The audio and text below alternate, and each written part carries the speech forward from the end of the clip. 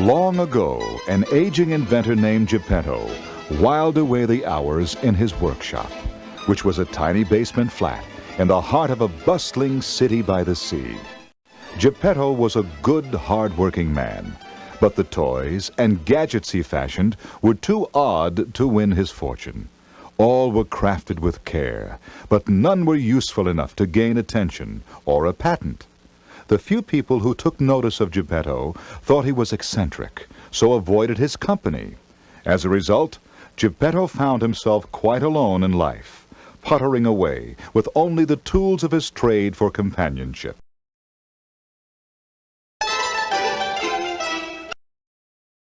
Wild, spent, caused time to pass. Flat, a small apartment on one floor of a building. Bustling, busy, filled with activity.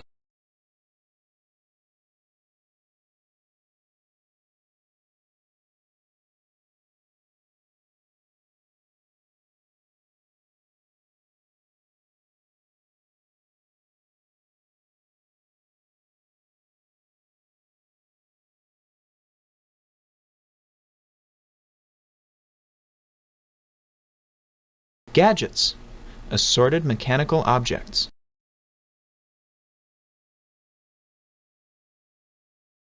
Patent, a license granting someone the sole right to make and sell an invention.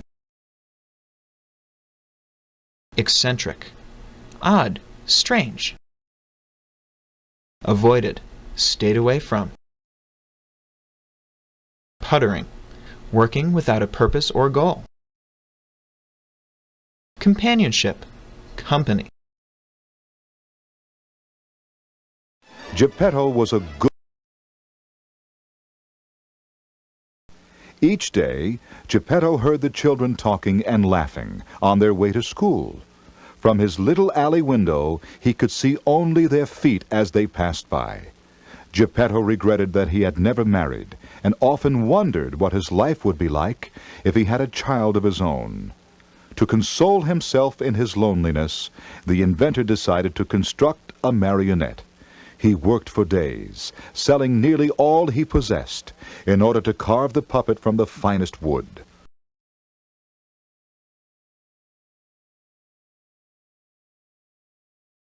Finally, Geppetto was nearly finished. The last task was to fasten the hinges that enabled the marionette's mouth to move. Exhausted, Geppetto lifted the puppet onto his lap to complete the job. But he had misplaced his spectacles and did not fare well without them. "Oh, bother," said the old man wearily. "Perhaps just a short nap, then I'll finish him. After all, he isn't a real boy. Pity." Regretted, felt badly about something that occurred. Console, to comfort or make one feel better. Construct, to build or make. Marionette, a puppet made of wood whose movements are usually controlled by strings or wires. Possessed, had in hand, owned. Fasten, attach, connect one piece to another. Enabled, allowed, made possible. Exhausted, very tired, spent. Misplaced, lost, set down somewhere and forgotten.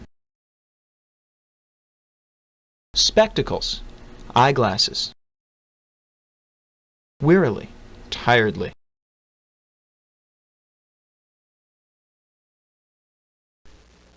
Having said that, Geppetto's head drooped, and he fell soundly asleep. The great-grandfather clock ticked away the hours, and Geppetto softly snored as the moon rose and shone through his lonely window. In Geppetto's dreams, he was teaching a young boy how to carve. The lad was shaving the wood, while Geppetto looked on proudly, for the boy was his son.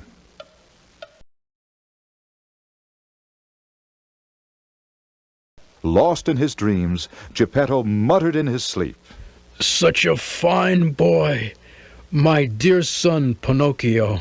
For the briefest moment, the moon shone more brightly, extending its cool fingers into the room to rest on the lifeless puppet, still clutched in Geppetto's arms. Then something most peculiar happened. The wooden body began to quiver. Muttered. Spoke softly, not intending anyone to hear. Extending. Reaching out, spreading. Peculiar. Strange, out of the ordinary. Quiver. Shake, tremble.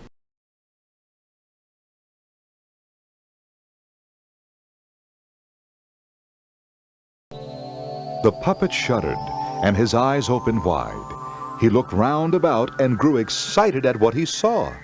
He freed himself from Geppetto's grasp, slid off his lap, then tumbled to the floor in a heap. He would have cried out in pain had his mouth been properly hinged. Instead, he clambered to his feet clumsily, and Geppetto stirred, roused by the noise. Shuddered, shook, shivered.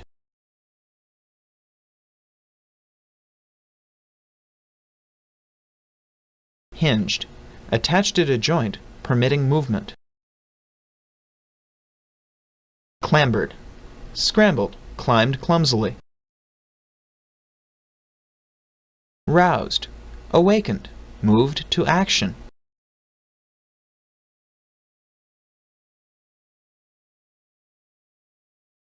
Oh, my poor boy, you've fallen. Let Papa help you up. But what am I saying? I am a foolish old man, and you, sorry to say, are merely a puppet. Geppetto stooped to retrieve the puppet, who promptly began to kick and squirm, trying to free himself. It is true. You are alive, my son Pinocchio. Exclaimed the inventor. Speak to me, my boy. Retrieve, get back, regain something one had and lost.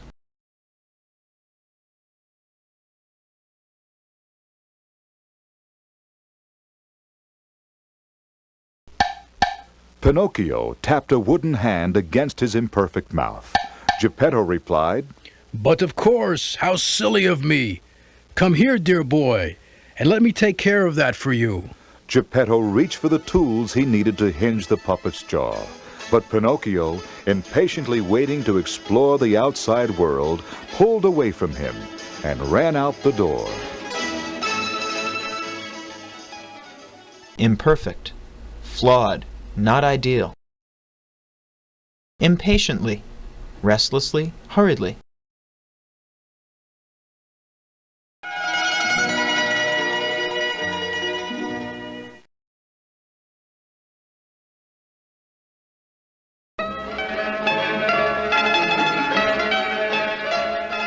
Geppetto ran after the puppet, crying his name and begging him to slow down. But Pinocchio ignored his creator and ran blindly through the city streets. Stop! Stop that boy! Geppetto shouted, trying breathlessly to catch up. Pinocchio dodged in and out of the crowd, small and nimble enough to slip through their fingers.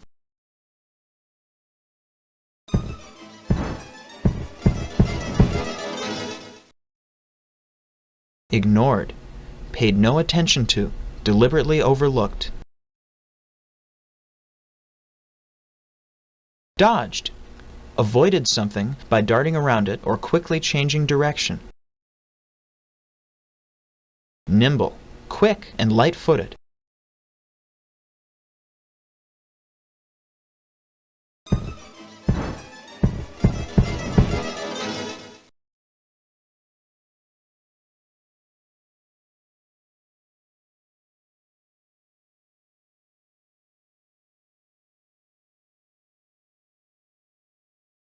Then, as luck would have it, Pinocchio ran headlong into a burly policeman, who snatched him up and carried him back, kicking and flailing to Geppetto, who began scolding the puppet for running off. Pinocchio put up such a fuss about his restraint and looked so pathetic, unclothed, and mute as he was, that passers-by took pity on him and came to his defense. Burly, large, and strong. Scolding, finding fault with. Restraint, the state of being held or prevented from moving. Pathetic, sad, sorry, pitiful. Mute, quiet, unable to speak.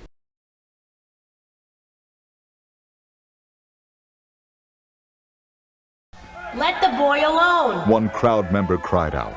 It's that crazy inventor. Said another. Cooped up in that hovel of his. Who knows what he'd do to the boy?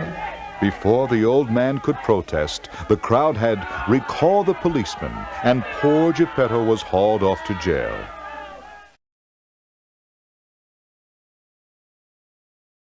Hovel, a small, poorly furnished house or apartment. Hauled, dragged, moved roughly or by force.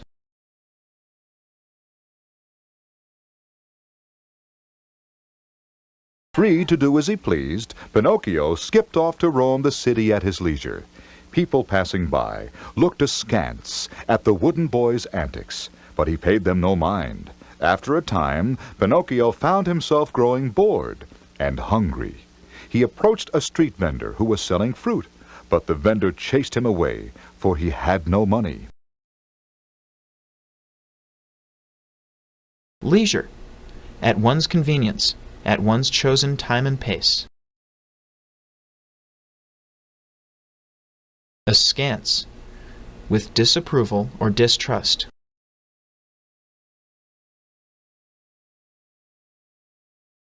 Antics, pranks, acts attracting attention. Approached, drew near.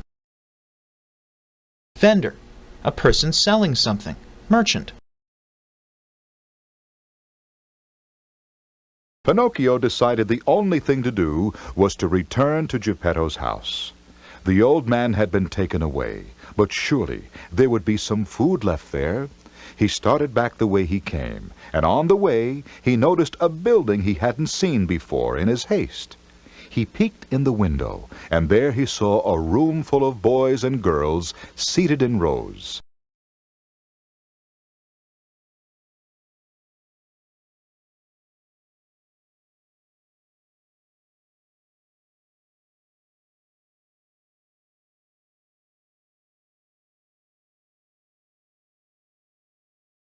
The children were reciting from books they held, and occasionally a stern-looking man called upon one of them to answer a question about a passage they were reading. "That's why I found no one to play with," thought Pinocchio. "They're all in here. Though I can't imagine why. It certainly looks rather dull to me." One boy looked up from his book and caught sight of Pinocchio spying at the window. Reciting, reading aloud. Occasionally, occurring once in a while. Stern, serious, strict. Spying, peeking, looking in secretly.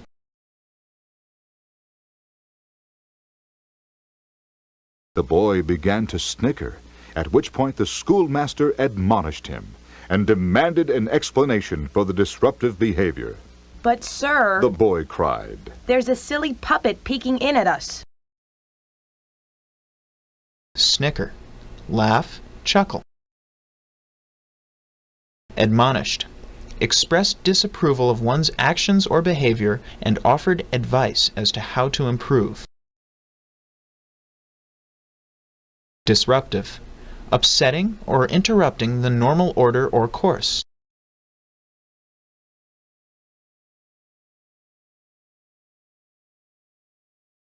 A puppet? exclaimed the schoolmaster. You'd best not be fibbing, son. I don't look kindly on tall tales told by mischievous boys. I'm not fibbing, sir. I swear it. There, look for yourself by the window. The schoolmaster had no intention of doing that. He had no wish to be made a fool of by one of his pupils. Well, pray let the poor puppet in, shall we? Perhaps he can join the class and sit next to you, Mario. He'll soon become a model student, idle enough to be caught gazing out the window, daydreaming instead of minding his lesson. Mischievous, playful without considering the results of one's actions. Pupils, students, people going to school or studying. Idle, lazy, inactive. Minding, paying attention to.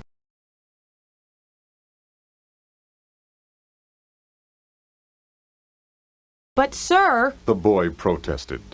That's enough of this nonsense, Mario, Said the schoolmaster sternly. He strode to the back of the room, determined to put the boy straight.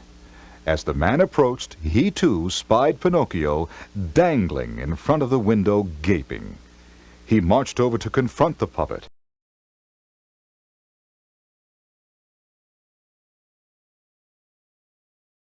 Pinocchio was filled with dread at the sight of the schoolmaster, who reminded him of the policeman who had taken Geppetto away. The man reached the window. Pinocchio grew alarmed and hastened down the ladder. The puppet was so unnerved, he stumbled on one of the ladder's rungs. The ladder came crashing down, with Pinocchio still attached.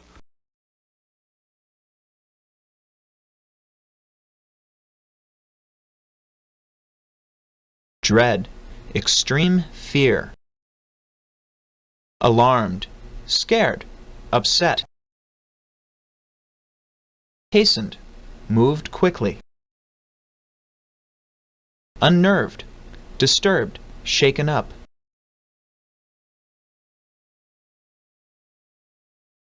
All the school children gathered round the window, laughing at the hapless puppet. Pinocchio scrambled to his feet, then ran away as fast as his wooden legs could carry him.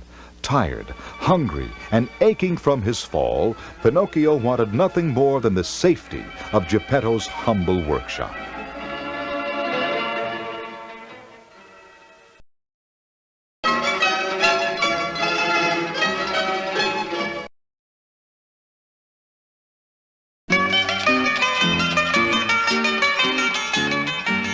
When Pinocchio reached the house, he found the door still ajar, as Geppetto had left it when he went chasing after his son. Pinocchio went inside, shut the door, then collapsed in front of the fire, which, strange to say, was still burning. He had barely settled himself when he heard a shrill, chirping sound. Ajar, open a bit, but not all the way.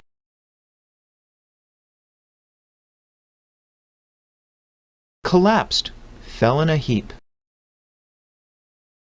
Shrill, sharp, high-pitched, piercing.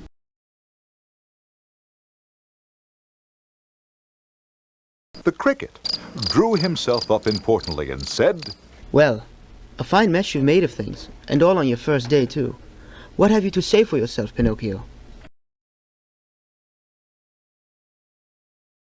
Now Pinocchio was in no mood to be chastised by an uppity cricket after all his day's ordeals.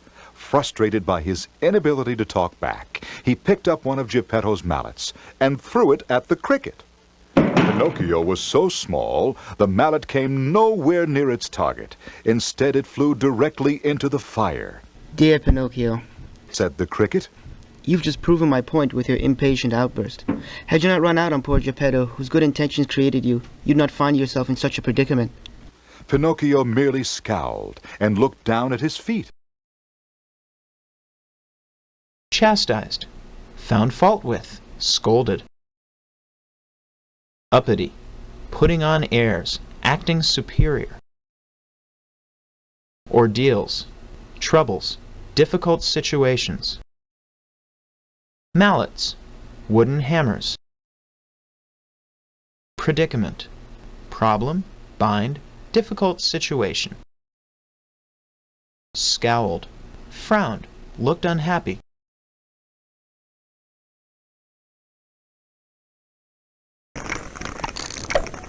I suppose it's only fair to let you tell your side of the story, though your actions have spoken quite loudly enough.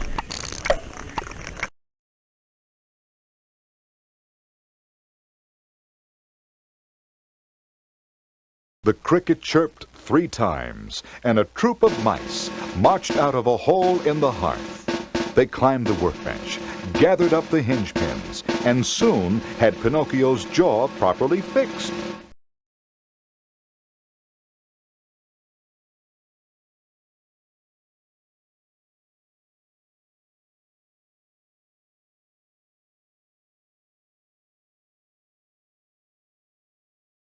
Now then, Said the cricket. you've had quite a day. What mischief are you planning next? All I wanted was a bit of fun. It wasn't my fault Papa was taken away. What could I have done to stop it in my condition? Running away after taking your first breath was not a very gracious way to greet the day. You have been given an extraordinary opportunity, Pinocchio, but I fear you will waste it if you continue on this ill-chosen course. Warned the cricket. Gracious, kind, courteous, thoughtful.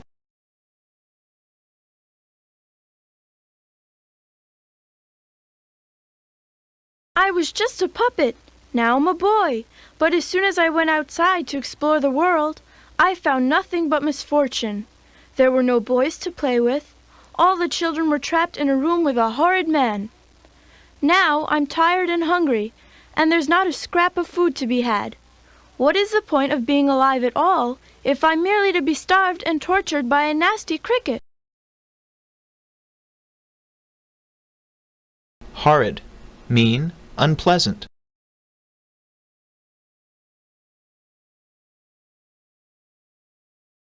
You misunderstand your own condition, Pinocchio. Replied the cricket. You are more than a puppet, but less than a boy. You can walk and talk, to be sure, but you are still made of wood. I must leave you for now, Pinocchio, but I will be watching to see what you can make of yourself. Remember, as a puppet, you are merely made of wood. To become a real boy, you must be good. Go to school, obey the rules, and you'll learn. With honest work, your flesh and blood you'll earn.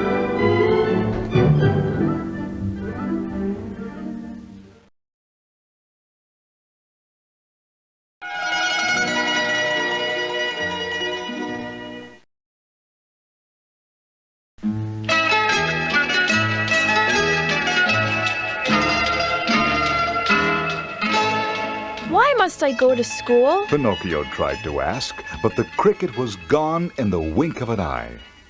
Lousy cricket. Muttered the puppet. He's just an insect. Who is he to tell me how to become a boy? Pinocchio paced around the room, searching for some morsel to eat. He knelt down and peered into the mouse hole, hoping for a leftover crumb. But the mice squeaked in protest and plugged the hole. Pinocchio looked high and low, then noticed an egg on the windowsill. He opened the window, snatched up the egg, then danced around the room, giddy with happiness and hunger. At last! He said to himself. Now, how shall I cook it?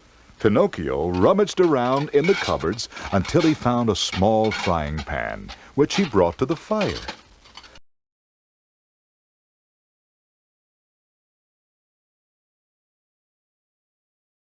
Pinocchio's mouth began to water in anticipation of his first meal. He cracked the egg on the edge of the pan. Much to his surprise, a tiny chick hopped out, lit on his shoulder, and said, Why, thank you, Pinocchio, for you have saved me the trouble of pecking my way out. And a good deed it would be, were it not an accident born from greed. With that, the sharp-tongued little bird flew out the window, leaving Pinocchio with an empty shell. Anticipation, the act of looking forward to something. Lit, landed, settled. Sharp-tongued, harsh, bitter, sarcastic.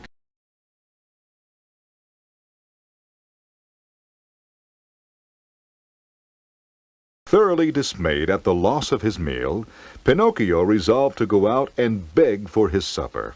He had seen others doing just that in the city. Surely someone would take pity on him. Pinocchio poked his head out the door. It was very dark, and the wind was kicking up. I must find some food quickly, Said Pinocchio to himself. or I shall certainly freeze without clothes. Dismayed, sadly disappointed.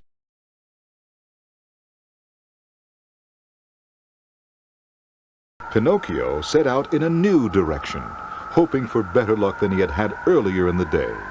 He stopped at the first house he came to with lights and rapped on the door. A woman answered, stating, Welcome to Signor Gallo's residence. Please, ma'am, can you spare me some supper? The puppet replied.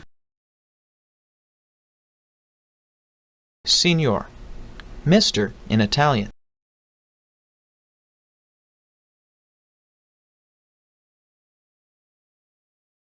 I'm sorry, Said the woman. but I've barely enough for my children, and Signor Gallo doesn't take kindly to beggars.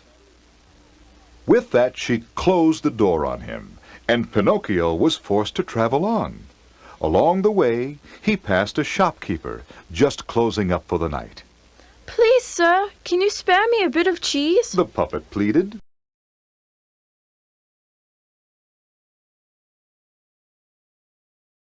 Go away, you little urchin. Why don't you find a job and earn your bread like everybody else? Pinocchio trudged on, greatly disheartened. Hunger pains plagued him, and the wind grew even stronger, blowing him off course, slowing his progress. A cold rain began, driving in sheets against him. Thunder rattled every pin in his wooden body, and bolts of lightning sprang forth, scaring the puppet.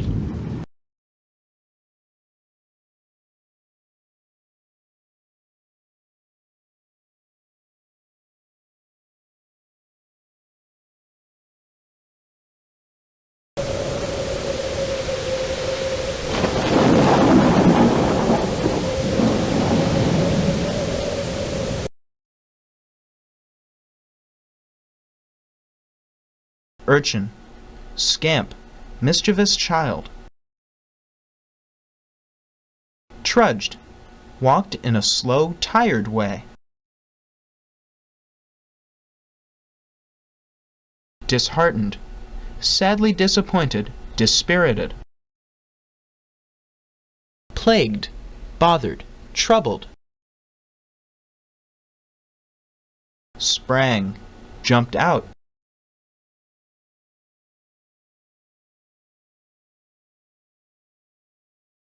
He ran to the next house and beat on the door with all his might.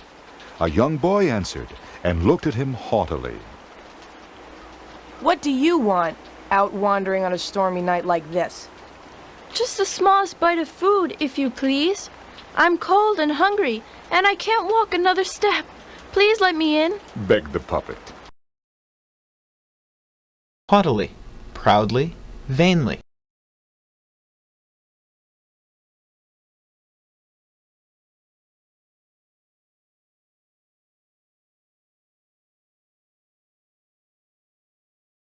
Wait a moment. Papa is upstairs. I'm sure he'll have something to give you. The boy said slyly. Just go and wait beneath the balcony. Thank you, Said the puppet gratefully. He ran to the balcony and waited, jumping up and down to keep warm. After a time, the boy's father appeared with a large kettle in his hands. Slyly. Craftily.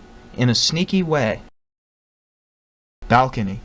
A platform extending out from a high part of a building. Gratefully. Thankfully. Kettle. A large pot. Here you go, my boy. I hope you have a hearty appetite.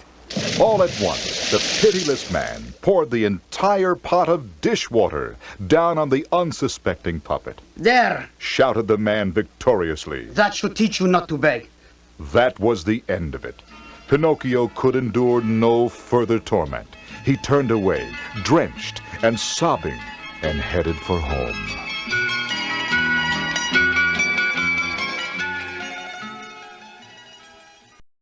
Hardy, healthy, strong. Pitiless, heartless, without mercy. Entire, whole, complete contents of. Victoriously, proudly. Endure, withstand, survive. Torment, suffering.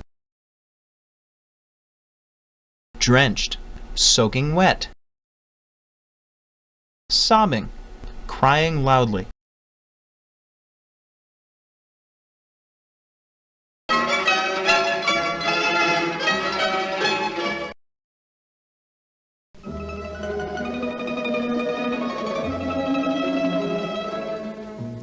Pinocchio plodded along, a truly wretched figure, with his body soaked and rattling from the chill. By the time he reached Geppetto's house, he was nearly on his knees, crawling through the door, weak with hunger and fatigue. He dragged himself over to the hearth and curled up as close to the fire as he dared. Plodded, walked slowly in a tired way. Wretched, sad, pathetic, pitiful. Fatigue, exhaustion, a very tired state.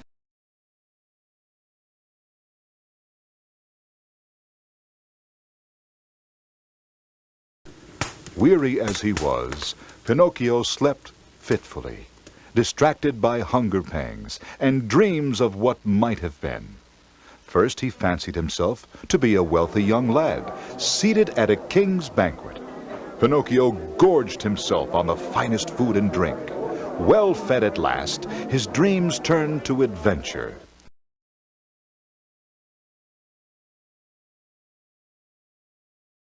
Pinocchio dreamt he was a pirate on the high seas, the strongest and most ruthless pirate ever known. He commanded a ship stolen from the best royal fleet and strutted about on the deck, giving orders to his swarthy crew of bandits.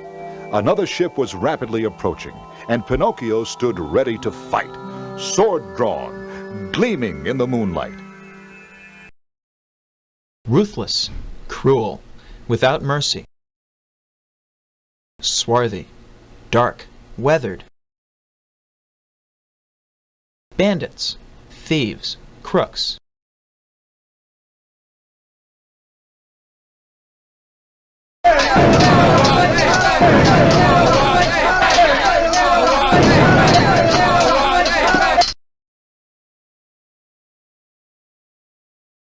With dreams like those, it was a wonder Pinocchio ever awoke. But rise he did. In fact, he leaped up howling, for his wooden feet had caught fire. He screamed and cried and hopped about the room, which only fed the blaze, making it all the worse for him. Finally, with the little sense left in him, Pinocchio jumped into the washtub and doused the flames. But it was too late. His poor feet had burnt down to the barest nubs. Howling, crying or screaming in pain. Doused, put out.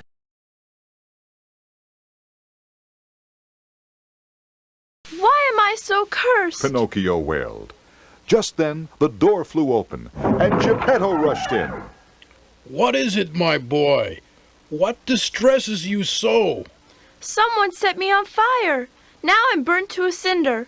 I'll never be a real boy, for there will be nothing left of me but ashes. Oh, Pinocchio, I'm sure it's not as bad as all that. Come, let me have a look at you. Cursed, evil, unfortunate, doomed. Wailed, cried loudly.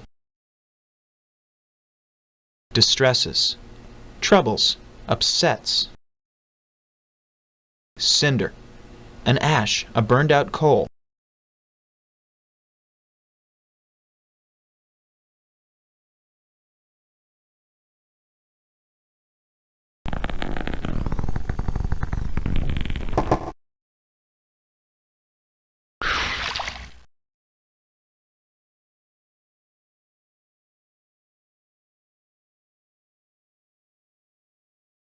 The old man lifted him out of the tub gingerly, dried him off, then examined him for injury. You seem to be quite sound, Pinocchio. Except for those feet, of course. Don't worry.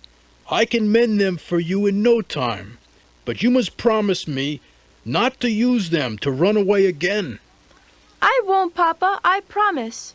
Now make me new feet so I can dance and play. Gingerly, carefully, and gently. Sound, safe, healthy. Mend, fix, repair. I'll give you new feet so that you can walk to school every day. Then return to tell me what you've learned, said Geppetto.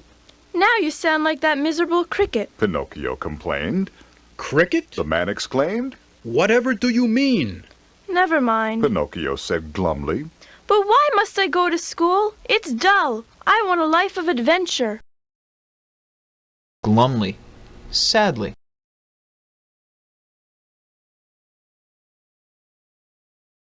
First you must learn the ways of the world, Pinocchio, or your only adventures will be those of misfortune. Yes, Papa, said the puppet, hanging his head. Good boy. Now tell me, how was it that your feet became so afflicted? I told you, Papa. Someone lit them on fire. That seems unlikely, son, for no one was here but you.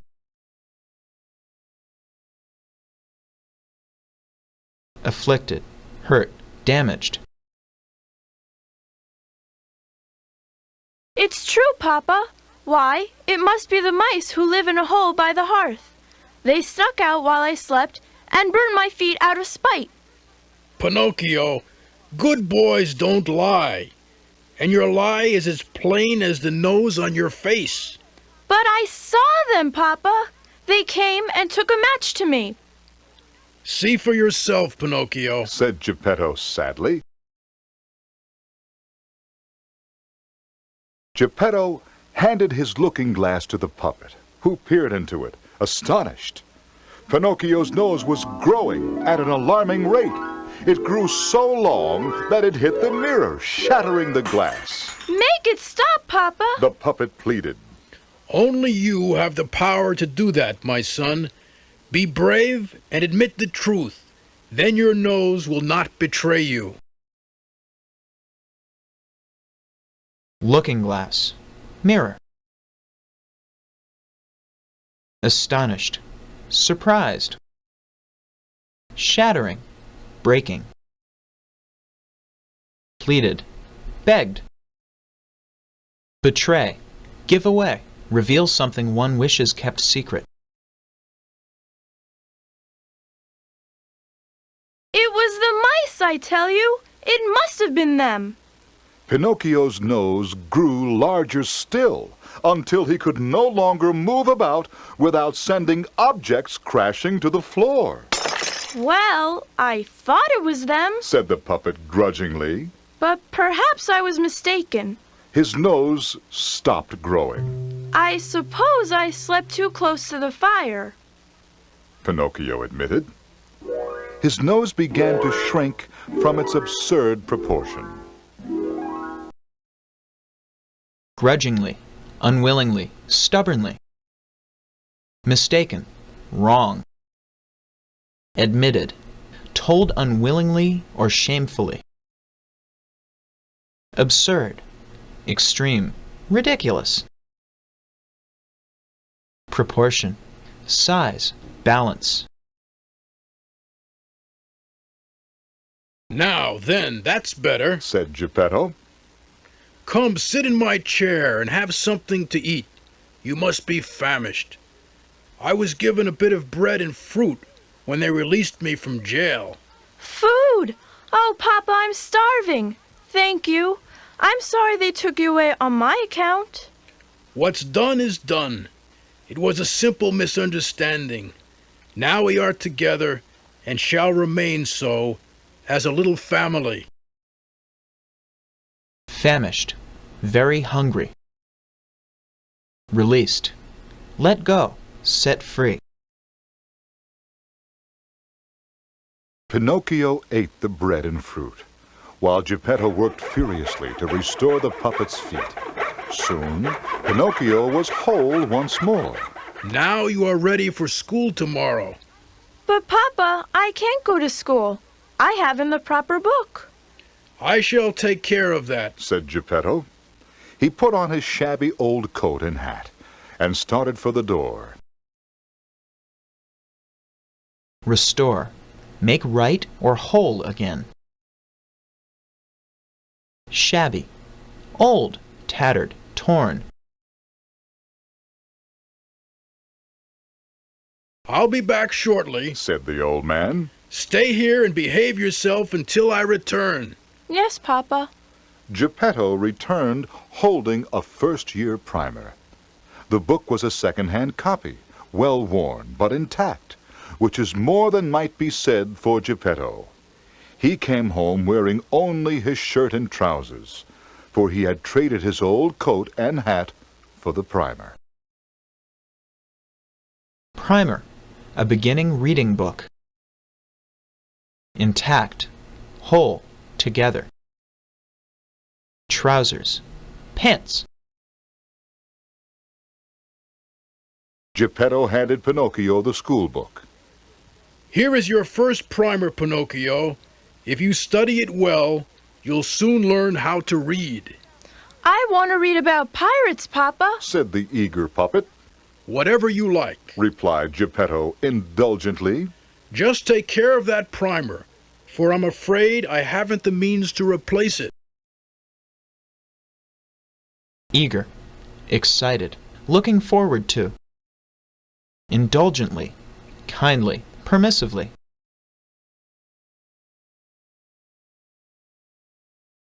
I will, I promise. Papa, what did you do with your cloak?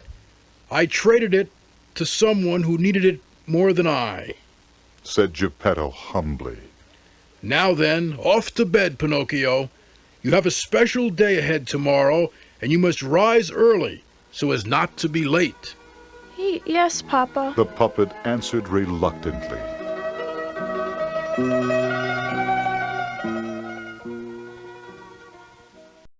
Cloak. Coat. Reluctantly. Unwillingly. With difficulty.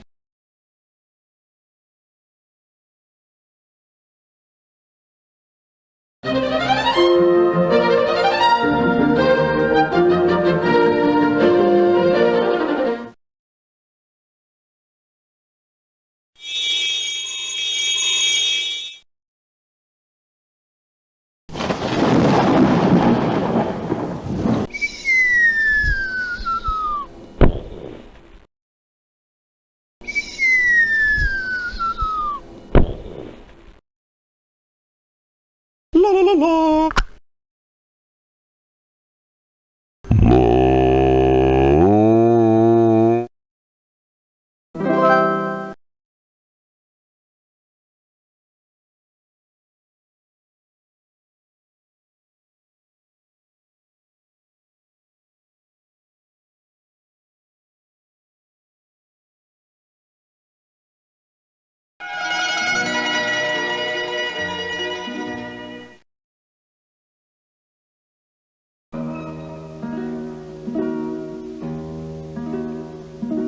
Geppetto woke the puppet, just as the half-lit ghost of dawn crept in to steal the night shadows.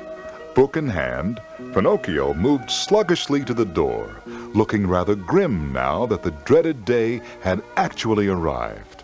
Don't fret, Pinocchio. The old man consoled him. You will like school. Wait and see. Sluggishly. Slowly.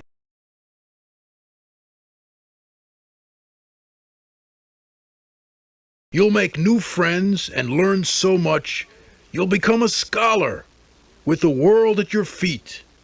When you grow up, you can choose a real profession. You won't end up like me, a poor man, frittering life away in a dreary workshop. Pinocchio's spirits lifted, for he remembered that he could become a real boy and do as he pleased if he worked at it. I'll study hard and make you proud, Papa, He said solemnly. That's my boy. Said Geppetto. Now off to school. You mustn't be tardy the first day. Pinocchio set out, determined to better himself. He walked purposefully for a few blocks. Then he noticed some boys he recognized from the classroom. Wait up! Shouted the puppet. I'm joining you at school today. When the boys saw who it was, they stopped short, shocked. Tardy. Late. Recognized. Remembered from before. Then, to mask their surprise, the boys began poking fun at poor Pinocchio. Look, it's that puny puppet who was spying on us. Mario, look! He's the one who got you in trouble with the master. He thinks he'll join us? A silly stick of wood with no clothes? Pinocchio fled, shame blazing through him. Puny. Small and unimportant. Clothes. How could Geppetto have neglected such a thing? Pinocchio ran through an alley, eyes darting here and there, until he spotted some clothes hanging on a line. He raced over to grab them, but they were hung too high. Pinocchio shinnied up a pillar nearby and hurriedly snatched everything within reach, never thinking twice about the deed. Neglected.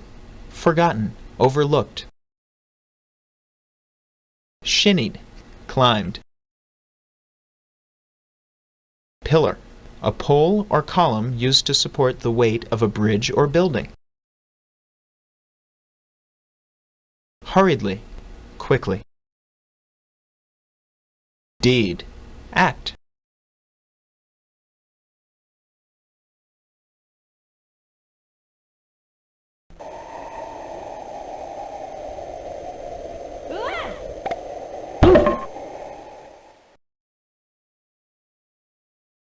The clothes were odd. Pinocchio had never seen anyone wearing similar attire, but he didn't care. He pulled on the clothes, wanting only to hide his embarrassment. Pinocchio had no desire to face the rude boys again, but remembering his promise to Geppetto, he set out bravely for school once again. Perhaps they won't know me in my new clothes, said the puppet to comfort himself.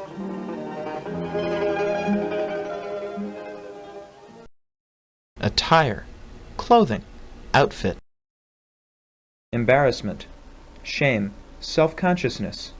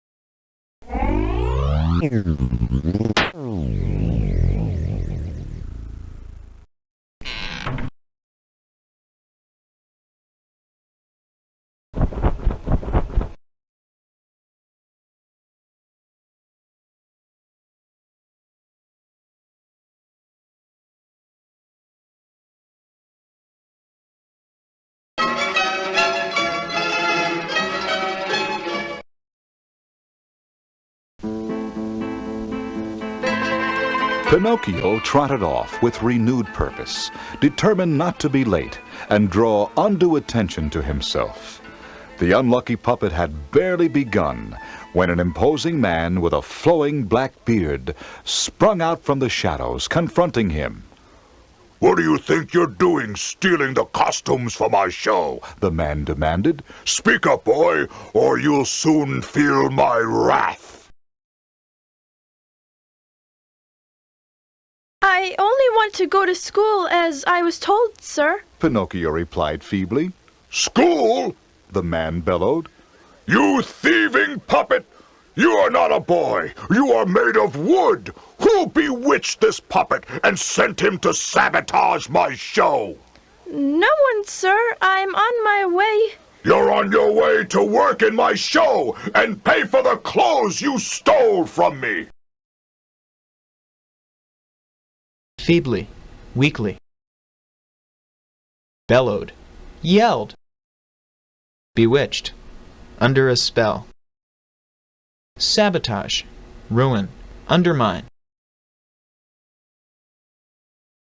I am Fire Eater, and you'll soon answer to me from now on. The huge man stooped down and plucked Pinocchio from the ground. Fire Eater strode to a platform at the far end of the tent and tossed Pinocchio to another showman who was struggling to untangle two marionettes whose strings were hopelessly intertwined. See to it you find a use for this possessed puppet. Work him or throw him on the fire at your discretion. Plucked, picked up quickly and effortlessly.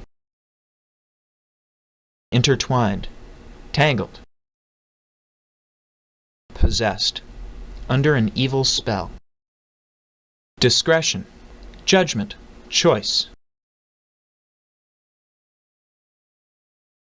Before Pinocchio knew what was happening, the show had begun, and he was thrust before the eyes of strangers. With the showman's deft hands manipulating their strings, the marionettes danced nimbly about the stage. Pinocchio, however, wasn't nearly as light on his feet. He stumbled around foolishly, trying to mimic the others' movements.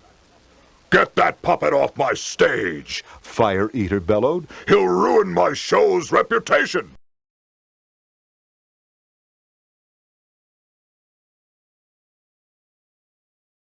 Thrust, pushed forward. Deft, skillful, adept. Manipulating, moving in a purposeful way. Nimbly, lightly and gracefully. Mimic, copy.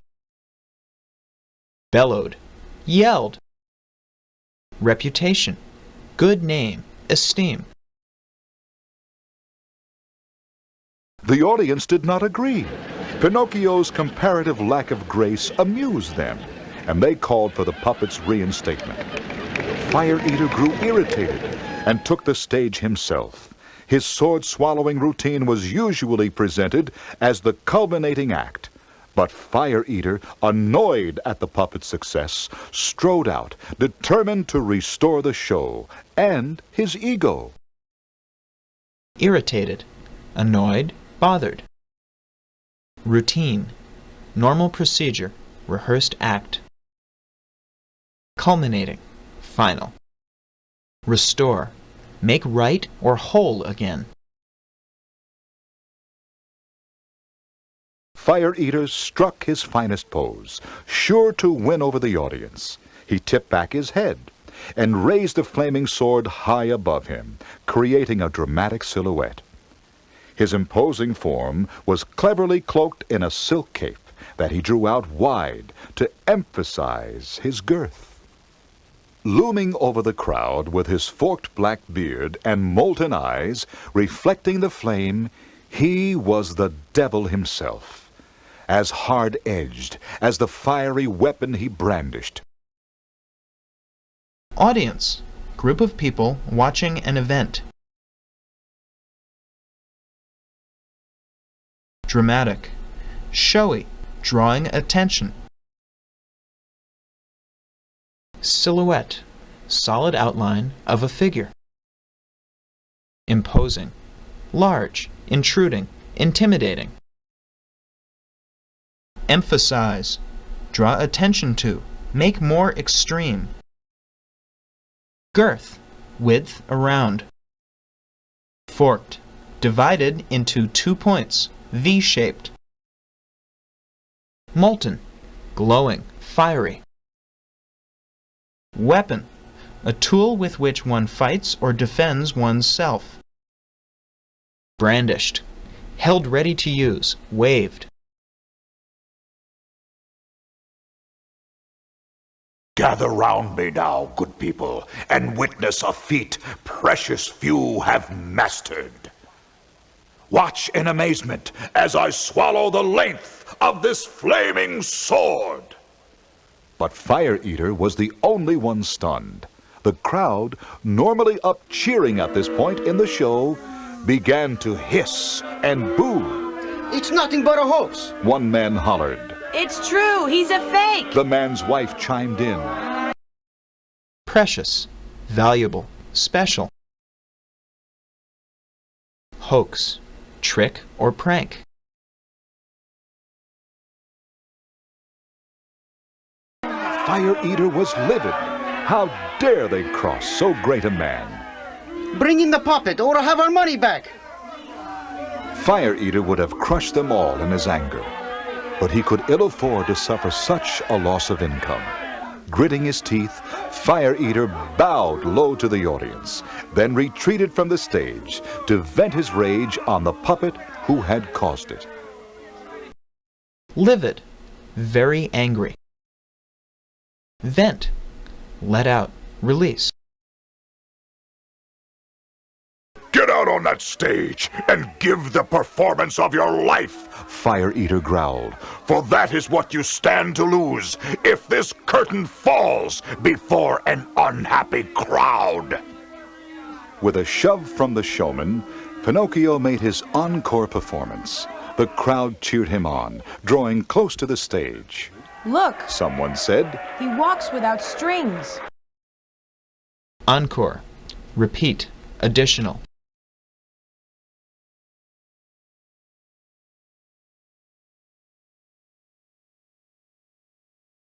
Of course, Pinocchio replied, offended. for I am a boy. The boasting words had barely left his mouth when Pinocchio felt a familiar twitch as his deceitful nose began to grow. Well, nearly a boy. The blushing puppet said quickly, making amends. Bravo! He can speak as well. Offended, hurt. Boasting, bragging. Deceitful, dishonest, not trustworthy. Amends, making up for a loss or misdeed, compensation. Applauded, clapped and cheered, showed approval. So it was without effort that Pinocchio managed to please the crowd.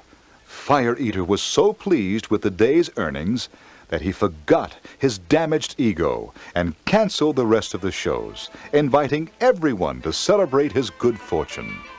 Pinocchio enjoyed the attention and joined in the revelry, forgetting about school.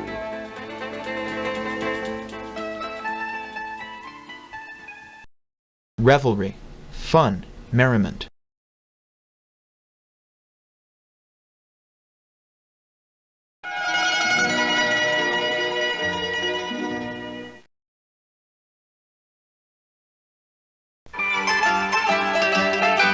The entire company sang and danced until Fire Eater called them to prepare a feast.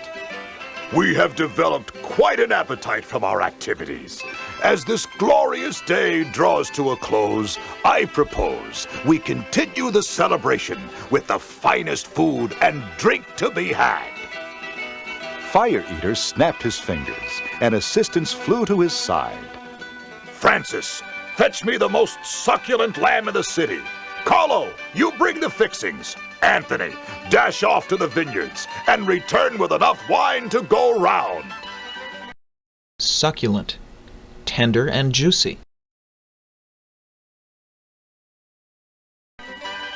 The good men rushed off at Fire Eater's bidding and soon returned with all he'd asked for.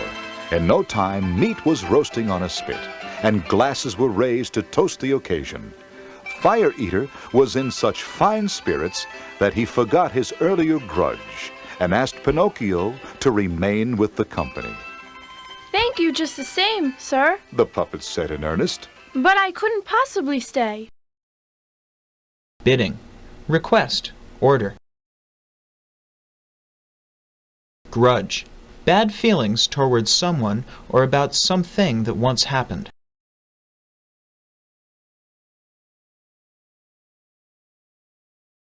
Earnest, honest, heartfelt, eager.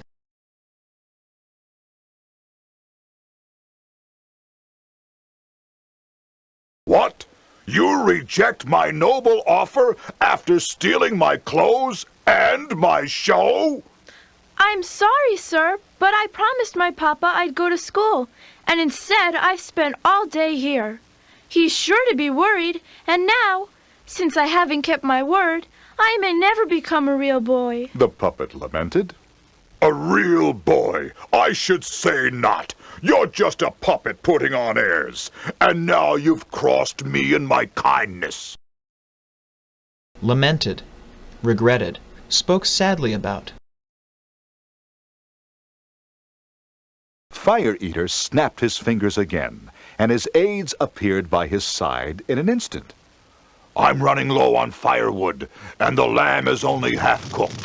Toss this wretched puppet on the fire, and show him what he is truly worth. The showman seized the puppet and led him to the fire. Please, sir, I meant no harm. Pinocchio wailed. I was on my way to school, trying to be good, but I had no clothes. Aids, helpers, assistants. Wretched, sad, pathetic, pitiful. Seized, grabbed hold of tightly. Wailed, cried loudly. Throw him on the flames! Fire Eater repeated gruffly, determined not to compromise. Please don't burn me. Begged Pinocchio. My papa spent every last penny to make me. Surely I'm worth more than kindling. Feeling genuine remorse, Pinocchio began to cry huge tears that splashed down, causing the fire to hiss and spit. Genuine, real, honest. Remorse, regret, sorry feelings.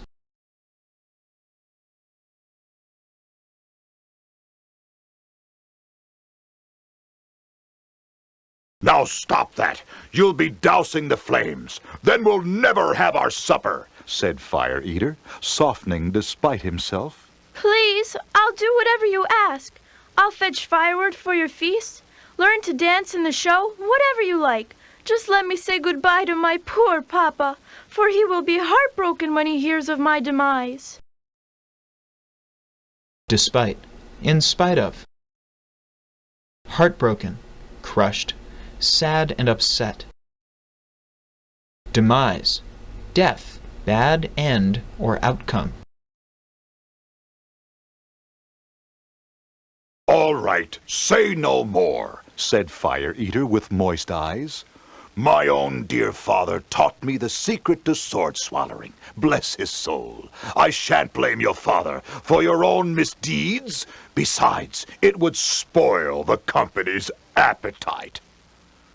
Fire Eater set Pinocchio down. Here, keep the clothes, and take these 2 gold pieces. Give them to your poor papa. Now run off, before I change my mind and roast you. Pinocchio said farewell to the company, greatly relieved, and a bit wiser for his experience. I shall go straight home, tell papa the truth, and beg his forgiveness, said the puppet to himself. Tomorrow I'll go to school and make something of myself, and nothing shall deter me this time. With this resolution, Pinocchio began making his way home through the dark, winding streets of the city.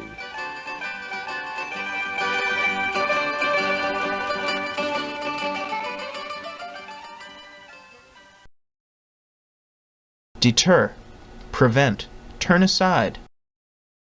Resolution, decision, promise.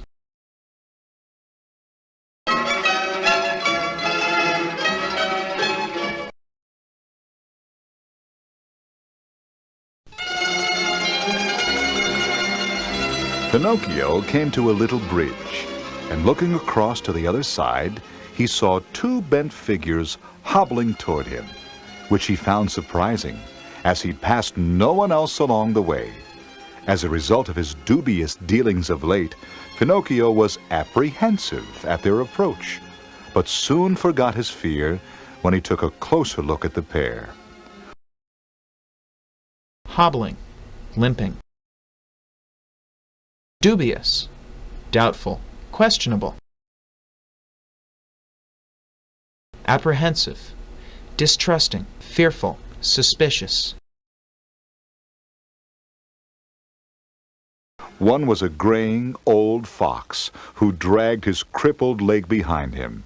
The fox was only able to walk by leaning on his companion, who was no less pathetic, for she was a mangy alley cat, scarred and seemingly blind in both eyes, though surprisingly well dressed.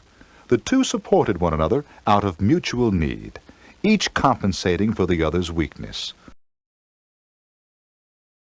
Pathetic, sad, sorry, pitiful. Mangy, worn, scruffy, or patched. Mutual, combined, shared, of concern to both parties. Compensating, making up for, balancing.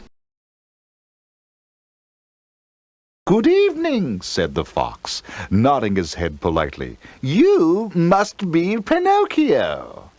How do you know my name? The puppet asked suspiciously. You were not part of Fire Eater's company. The name Pinocchio is well known to anyone in town today. The cat interjected. Why, everyone in the entire city is gossiping about the runaway puppet who talks. Interjected, added, put in between other things.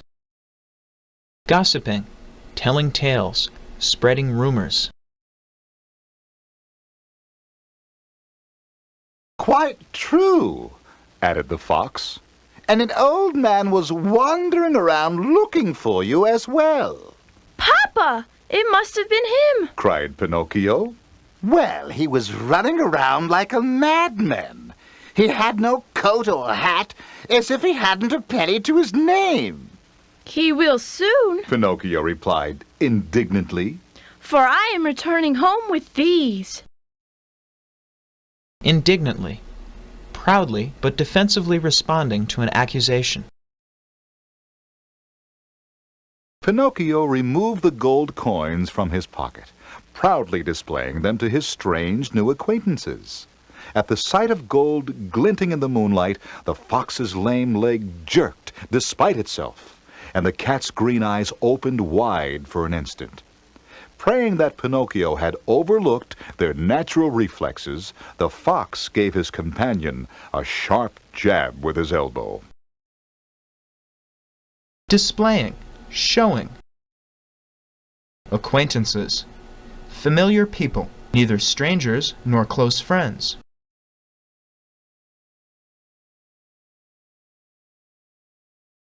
"Why, it's gold coins he's got there, my dear. 2 of them," Said the fox to his friend. How nice for you. The cat replied saucily, tail twirling round in circles. I'm going to buy my papa a new coat and hat, and perhaps a slate and new schoolbook for myself, so I can learn quickly and make him proud. Said the puppet. Saucily, boldly, and in a teasing way. That's a fine sentiment, my dear puppet, but I'm afraid 2 coins won't procure all that. Said the cat. "Now, if you had 3 gold pieces, why, that would be quite a different matter, for you could turn 3 into 30 overnight, I dare say," The fox reflected. 3 into 30? Said Pinocchio, intrigued. How could I possibly do that? Sentiment, feeling, intention. Procure, get, obtain.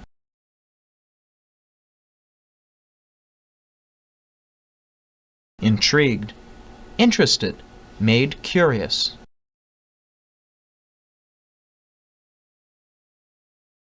Before the fox was able to answer, a great horned owl swooped down from a tree above them with a shivering, ghostly cry. Beware the company you keep, Pinocchio. Choose your companions by deed, not appearance. Do not take counsel from these silver-tongued swindlers. The cat, disregarding her supposed infirmity, hissed and swiped her sharp-clawed paw at the owl. Counsel. Advice. Silver-tongued. Quick-talking. Smooth. Persuasive. Swindlers. Thieves. Bandits. Infirmity. Illness. Handicap. Frailty. The owl narrowly escaped, scattering feathers as it flew off in fright. Pinocchio, shaken by the owl's dire warning and the cat's sudden cruelty, decided to part from his unsavory companions. I really must be going now. My papa will be waiting. Pinocchio, don't make such a hasty departure. You're not going to listen to that nosy old bird, are you? Said the fox, making light of the disturbing episode. Dire. Bad. Dark and unfortunate. Cruelty. Meanness. Unsavory. Disagreeable. Morally offensive. Episode. Event. Happening. Don't mind this poor cat here either, Continued the fox. We haven't had a bite to eat all day, and she becomes irritable without an adequate meal at the appointed hour. She smelled the bird before her nose and lost control. Now, why don't we find a nice cafe where we can eat and discuss your prosperous future? No. Said Pinocchio firmly. Each time I turn, I find myself in deeper trouble. Now I'll do what Papa would want. Irritable. Touchy. Annoyed. Impatient. Adequate. Ample. Enough to satisfy. Cafe. A small bar, restaurant, or coffee house. Prosperous. Rich. Wealthy. Thriving. Do you think he'd rather you returned with 3 gold pieces or 30? The cat asked craftily. How can you repay his kindness if you haven't any money? I suppose that's true enough. Pondered the puppet. But why did the owl warn me about you? He's just jealous because he can't take advantage of the opportunity we're about to offer you if only you'll trust us.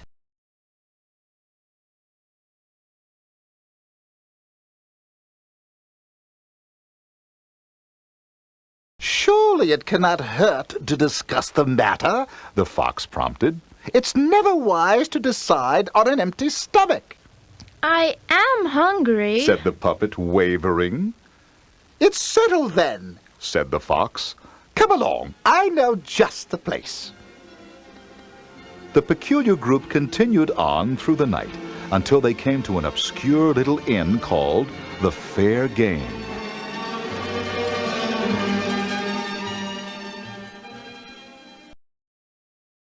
Peculiar. Strange. Out of the ordinary. Obscure. Remote. Hidden.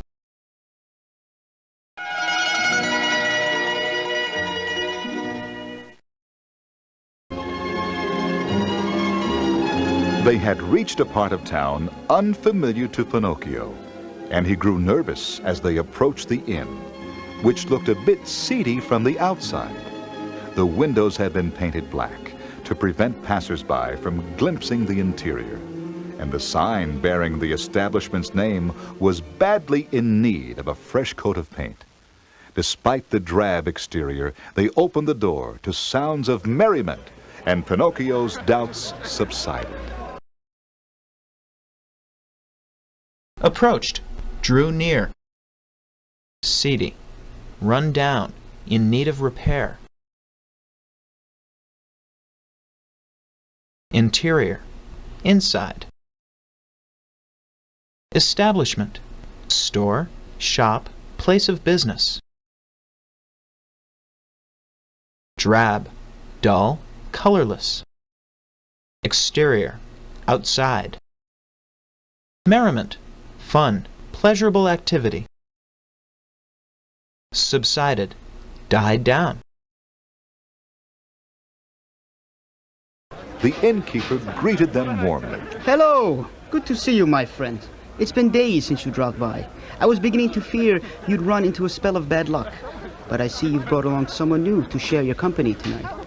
Yes, indeed, said the fox. This is Signor Pinocchio. We met him on the street quite by chance, but took an instant liking to him. We'll get along famously.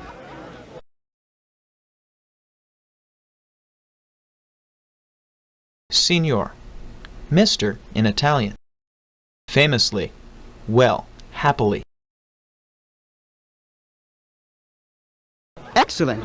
The innkeeper said with a wink of his eye. Tadzio, He called over his shoulder. give these honored guests our finest table. Thank you, good sir. The fox said, smiling slyly. The three sat down to a sumptuous meal. The fox treated himself to roast rabbit. The cat had pheasant with a side dish of tripe. Pinocchio, because he knew nothing else, asked for a crust of bread and some fruit. Sumptuous, rich, great, better than normal. Pheasant, game bird. Tripe, stomach tissue of a grazing animal. Now then, said the fox, wiping his lips, let me tell you about our secret.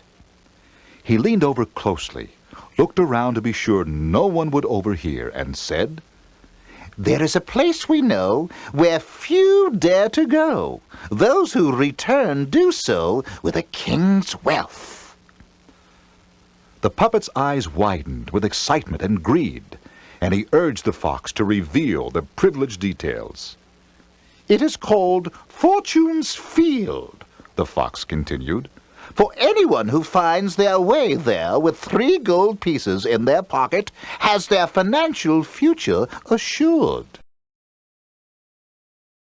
Privileged, special, lucky. Financial, related to money. Assured, made certain, real, or true.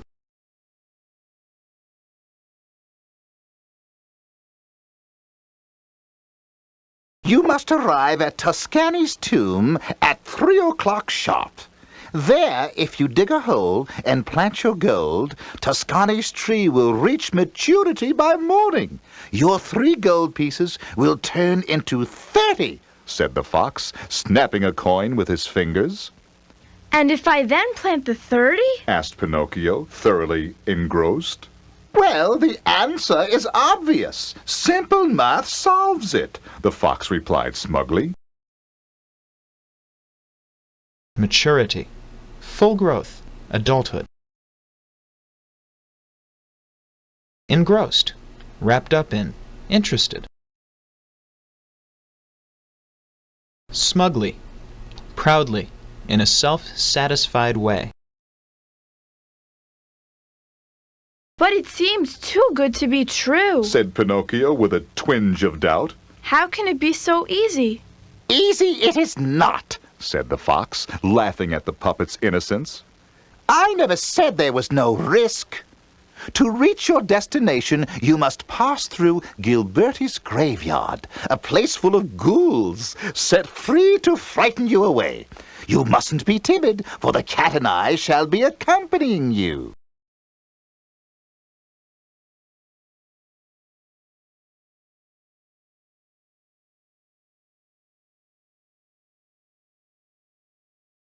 What do you say? Purred the cat. Surely you cannot refuse such a priceless proposal. We only divulged it to you as you seemed down on your luck, and we ask for nothing in return save respect. Try as he might, Pinocchio could find no flaw in their kindness, and the thought of returning home with a fortune in gold was too enticing to turn down. Very well, Said he. let's travel tonight. Divulged, revealed, told something secret. Save, accept. Enticing, appealing, hard to resist. Meow. Meow. Excellent, Said the fox, satisfied at last. There's just one small matter left to tend to. You have only 2 gold pieces, Pinocchio, and you need 3 for a Tuscany tree. How am I to get another gold piece? Asked the puppet, spirits plummeting. If you want it badly enough, you'll find a way. In the meantime, the cat and I are going upstairs for a short nap. We'll meet you at midnight.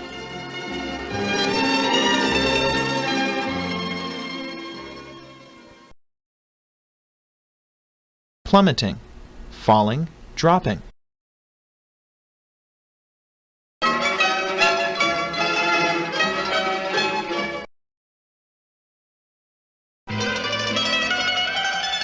The fox and cat departed, leaving Pinocchio to his own devices.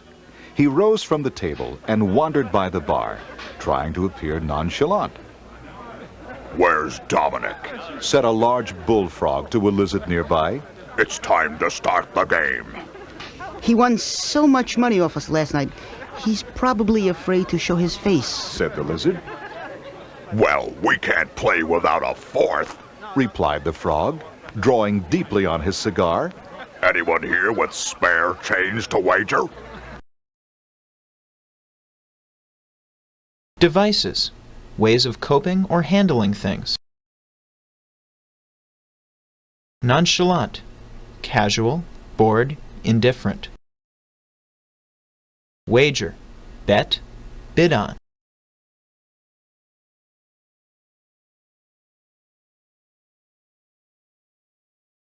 Pinocchio popped up between the frog and a tortoise. I do. He said eagerly. Let me join the game. You! Snorted the tortoise. You're just a puppet. Get lost. I do have money. Pinocchio replied haughtily. Or isn't gold good enough for you? Well, then, that's a different story. Of course you can play. Sit down here next to me.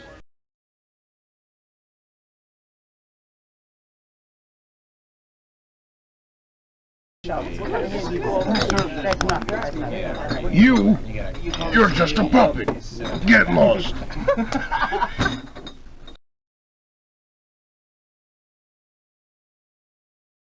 Pinocchio knew nothing of cards. His sole intent was to win a 3rd gold piece.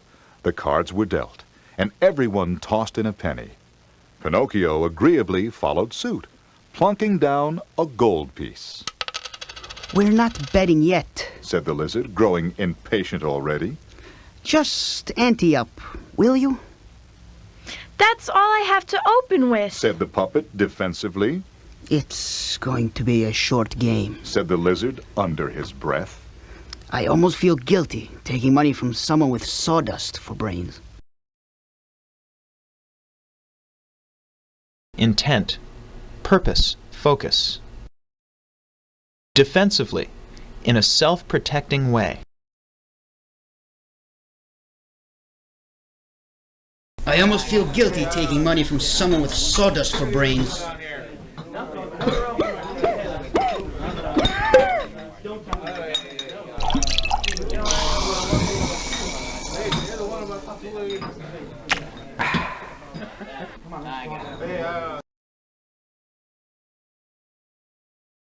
As you can see, Pinocchio said indignantly. I am no ordinary puppet, and this is no ordinary game. I've been blessed with many talents, and I'm well aware of what I'm doing. The gold piece stands as my bet as well. Take it or leave it, as you choose. The tortoise shot a nervous glance to the bullfrog. He may not be as foolish as he looks. After all, he walks and talks and has gold in his pocket. Perhaps we should cancel tonight's game. Nonsense, the bullfrog said gruffly. Indignantly, proudly but defensively responding to an accusation. Surely you're not afraid of this mangy marionette, the frog taunted. He's in tight with the fox and cat, the lizard pointed out. I saw them dining together, thick as thieves. Maybe they've got their hands in this, setting us up to play the fools. That's hardly likely, the frog replied smugly. But if it will ease your fears, we'll ask the barkeep for change. Taunted, teased, made fun of. Thick as thieves. Close, usually because of sharing secrets or plans. Smugly, proudly, in a self-satisfied way.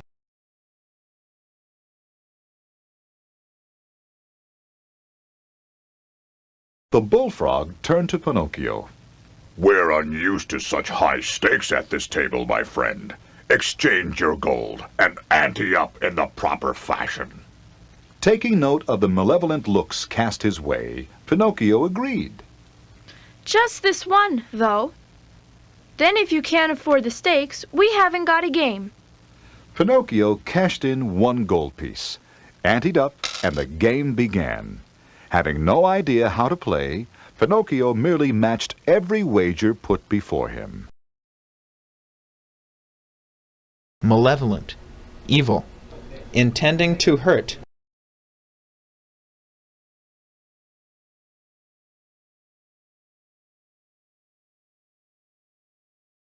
In the end, Pinocchio's hand was called by the tortoise. Pinocchio flipped over his cards, and everyone at the table burst into laughter. Why, you've got nothing to show but a pair of deuces, exclaimed the tortoise, collecting his winnings from the table. And you were afraid he was bewitched, said the bullfrog to the tortoise. Pinocchio was puzzled. Clearly, following suit was not the answer. He vowed that the next hand would be different. Deuces, twos, cards with the value of 2. Bewitched, under a spell. Vowed, swore, promised.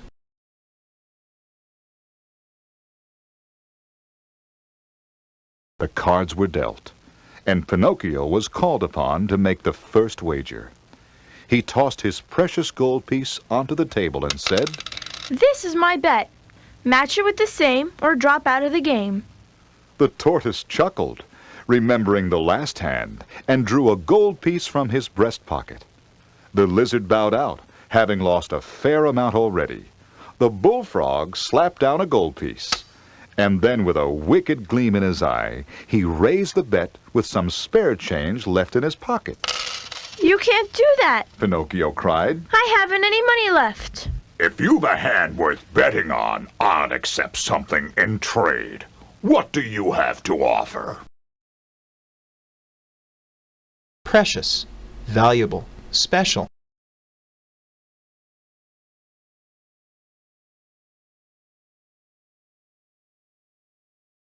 My clothes! The showman gave them to me. They're fit for the finest actor. Pinocchio said proudly. Those rags, croaked the bullfrog. I wouldn't be caught dead in the dark in such outlandish attire.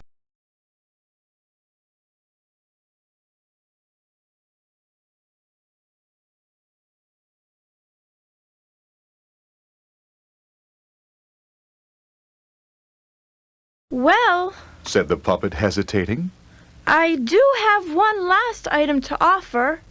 My school book. Papa paid dearly for this primer, hoping that I might learn to make something of myself. To me, it's invaluable. Even the bullfrog's hardened heart was moved by Pinocchio's obvious sincerity. Though the book was worthless to him, he accepted it, then asked the puppet to reveal his hand. Pinocchio closed his eyes and wished with all his might that he could somehow win this puzzling game and bring home his fortune.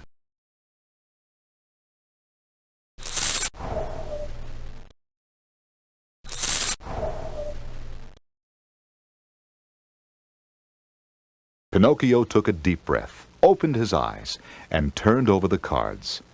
The lizard hissed sharply and leaped from his chair. A royal flush! He exclaimed without thinking. I told you that puppet was under some spell. Frightened, the lizard and tortoise quickly took leave of the cursed game. Pinocchio slowly gathered up the coins, unable to believe it was true. The bullfrog was seething with anger inside, but could do nothing to recoup his losses. As there was no one left to play, his gold was gone. Cursed, evil, unfortunate, doomed. Seething, very angry. Recoup, get back, retrieve.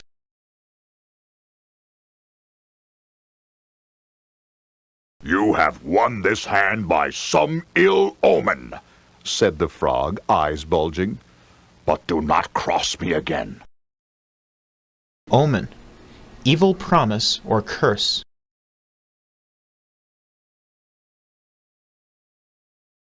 I don't take kindly to swindlers, unless I'm on the right side of the coin.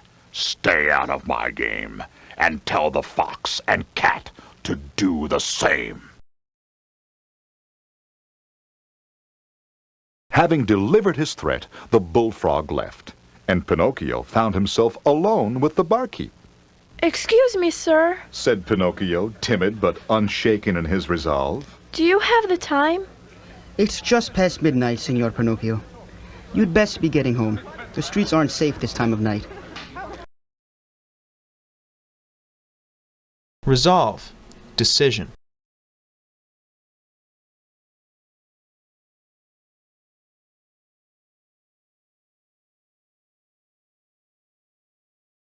I'll not be traveling alone, Replied the puppet. for I'm to meet the fox and cat here at midnight. I'm afraid your companions left a short time ago. Are you certain? Asked the puppet. The innkeeper nodded. Well then, Said Pinocchio, determined to keep his rendezvous. can you tell me the way to Fortune's Field?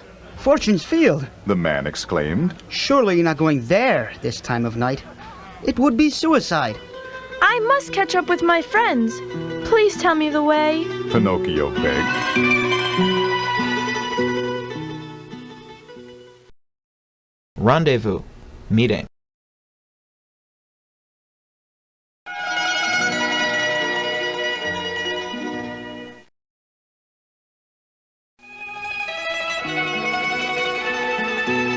Despite his misgivings, the innkeeper gave directions, and the puppet set forth. The moon rose to illuminate his journey, and soon Pinocchio found himself at the gates of Gilberti's graveyard. Two serpents' heads stared at him coldly, their mouths half open, waiting to strike. Pinocchio drew a deep breath, braced his little body, and reached up to open the gate. Misgivings, doubts. Illuminate, light up or shed light on. Serpents, evil hissing creatures, usually snakes or dragons. The serpents writhed wickedly and leaped at him. Eyes glowed, tongues hissed, jaws spread, and fangs were bared. Pinocchio swatted at them blindly and ran through the gate in terror. He turned back once to see if the evil creatures intended to follow him, but they did not. They returned to the lifeless metal they had been when he first approached. Pinocchio laughed out loud, trying to shake off his fear. Writhed, twisted, coiled.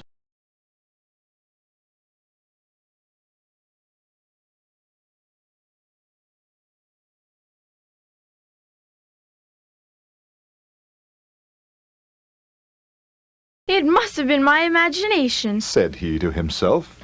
All the stories in the tavern have me afraid of my own shadow. He started off through the graveyard, intent on reaching Tuscany's tomb. All was silent, unnaturally so. Not a cricket chirped, nor a leaf swayed in the dull air surrounding the solemn place. Curiously drawn to one of the older tombstones, Pinocchio approached it, noting the strange designs on the side. There were letters and words, but Pinocchio could not read, so moved on to an enigmatic statue of a beautiful woman. Tavern, inn, bar. Sullen, glum, sulky. Curiously, interestingly, peculiarly. Enigmatic, mysterious.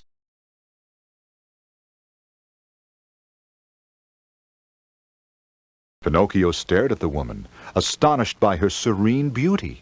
He reached out to touch the stone, drawn to the pure marble. But his hand passed through. The stone had turned to an eerie vapor, shimmering above him in the moonlight. Neither flesh nor blood nor made of stone, between two worlds you stand alone. Thieves led you to this fall from grace. Your soul now lies in a perilous place.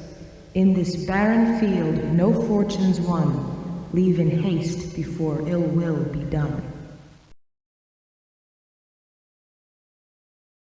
Astonished, surprised. Serene, calm and peaceful.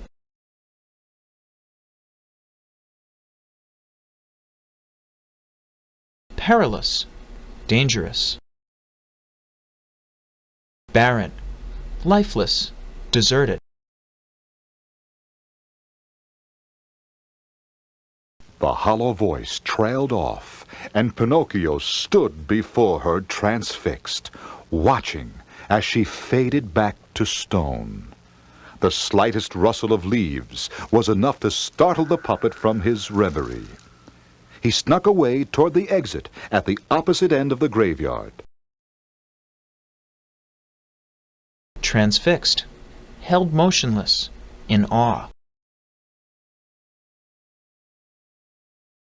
Reverie, thoughts, dreams.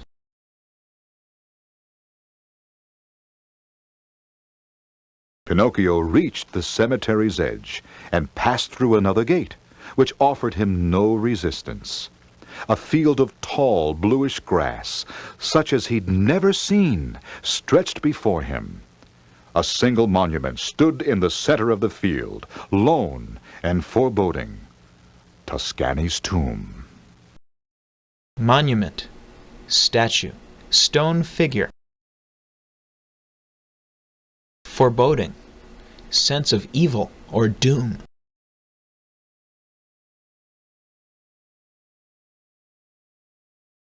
Pinocchio knelt by the tomb and poked his hand into the dirt. He placed the 3 gold pieces into the hole, then patted down the earth around them, completing the task. By morning I shall have my fortune, and Papa and I will live happily ever after. The puppet's relief soon turned to dismay at the thought of having to pass back through the graveyard. Although he did not know the way, he decided to press on to the nearest road ahead. Nothing could induce him to face those hideous serpents again. Pinocchio passed through the clearing and came to a narrow road lined with gnarled trees, immensely old. Dismay, disappointment. Induce, convince, persuade. Hideous, ugly, offensive, shocking. Gnarled, twisted, knotted. Immensely, very, extremely.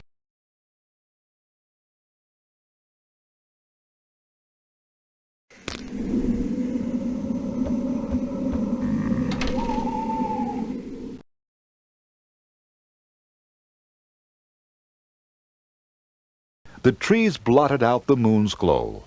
All Pinocchio could see was the faint glimmer of lamplight far down the road. He directed himself toward the light, feeling certain that it would lead him to an inn or other hospice at the edge of town. He walked for a mile or so, turning nervously at each snap of a twig or whisk of wind, having developed the uneasy sensation that he was being followed. A few more steps closer to the light, and he was sure he glimpsed a shadowy figure slip behind a tree to his right. Pinocchio began running for all he was worth. Hospice, a safe place to stay. Two hooded bandits leaped out, trying to cut him off. But Pinocchio slipped through their fingers and raced on, the others in close pursuit. He headed for the lamp he'd seen, hoping that signs of life, and therefore safety, would come with it. He had nearly reached the lighted square when the bandits emerged from an alley, jumping him from behind. All right, you pesky puppet, hand over the gold, growled one bandit. I haven't any, Pinocchio protested. Where would I get gold? I'm just a puppet. Give it, or we'll take it, the bandit snarled. Pinocchio struggled, but it was no use. The thieves fell upon him, and Pinocchio was so frightened that he fainted, falling limp in his captor's arms. Disgusted at finding no money, the thieves hung the senseless puppet by his suspenders from the very lamppost he had tried in vain to reach.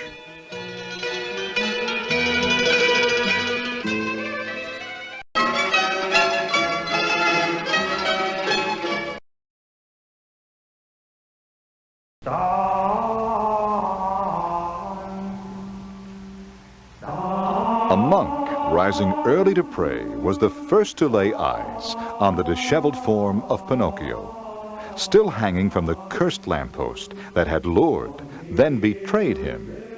The old monk shuffled outside and plucked the pitiful puppet from his unpleasant perch.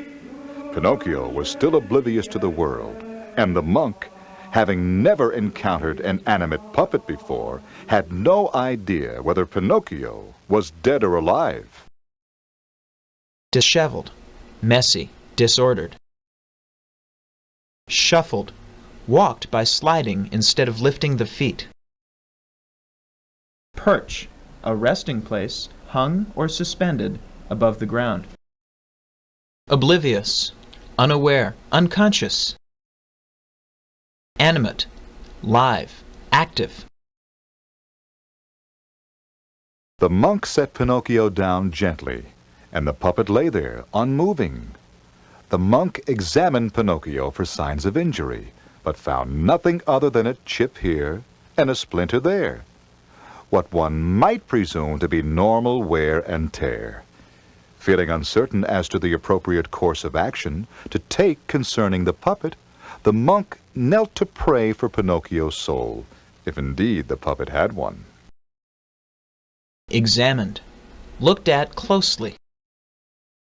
Presume, believe, take to be true. Appropriate, right, fitting the situation. Although he questioned what good could come of it, the monk decided the only responsible thing to do would be to call for a doctor, perhaps a specialist of some sort. At the monk's bidding, the renowned Dr. Hairbone came in great haste to determine what grievous ailment had afflicted the strange puppet. The good doctor examined Pinocchio thoroughly, hemming and hawing to himself as he searched in vain for the puppet's pulse. Bidding, request, order. Ailment, sickness, condition. Grievous, serious, grave. Afflicted, hurt, damaged. Hemming and hawing, stalling, making sounds or excuses when unsure of an answer.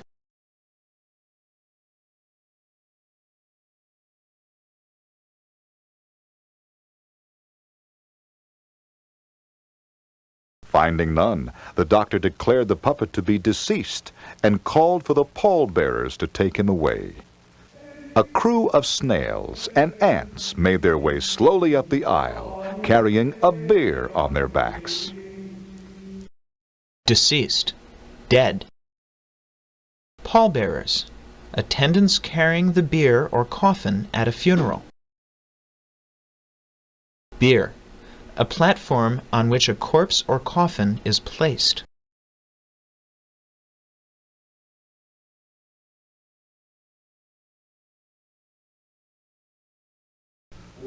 Dr. Hairbone, being the impatient sort, was annoyed by their laborious pace and called out to them. Step to it, boys. We haven't got an eternity, you know.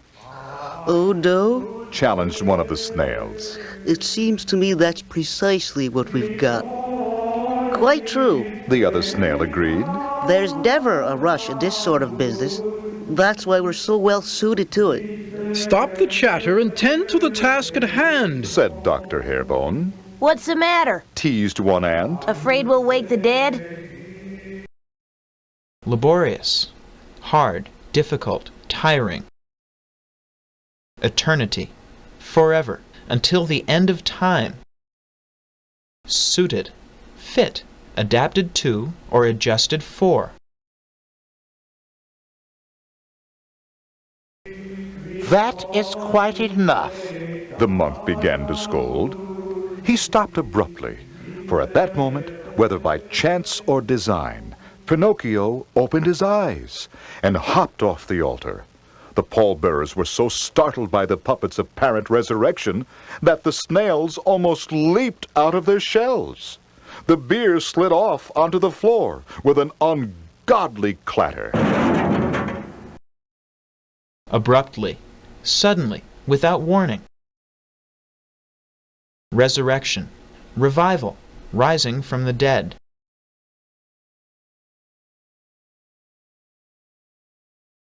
The monk crossed himself and fell to his knees. Dr. Hairbone stood pulling at his whiskers, clearly puzzled at the bizarre turn of events. The snails and ants crawled as fast as they could out the door in foolish fright. Bizarre, strange, unexpected.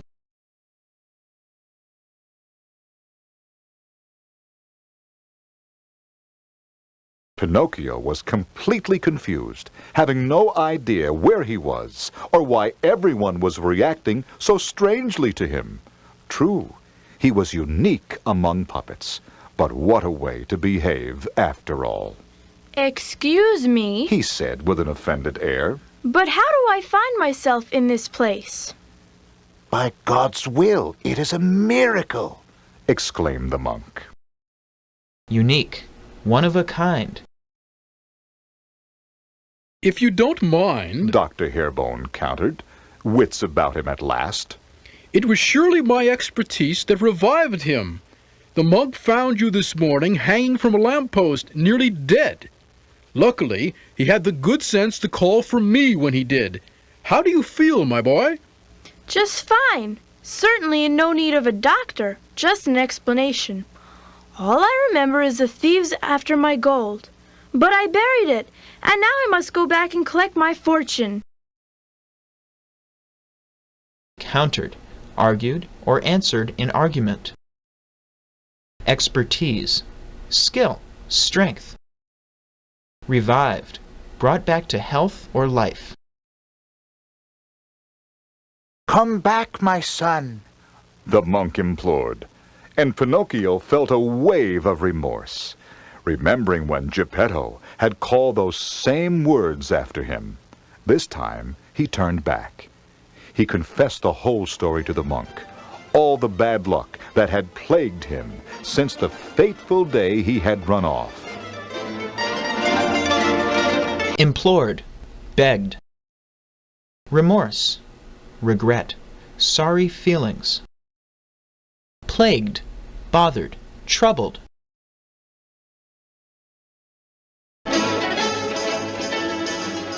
The good monk took pity on the misguided puppet and made it his mission to care for the boy in his father's absence. I will help you find Geppetto and set things straight, but you must also do your part. Your gold is gone. Fortune's field is nothing but an overgrazed patch of grass, frequented by swindlers like your fox and cat. Forget such nonsense. All boys must go to school, and that is what you will do tomorrow morning. Frequented. Came to on a regular basis. Swindlers, thieves, bandits.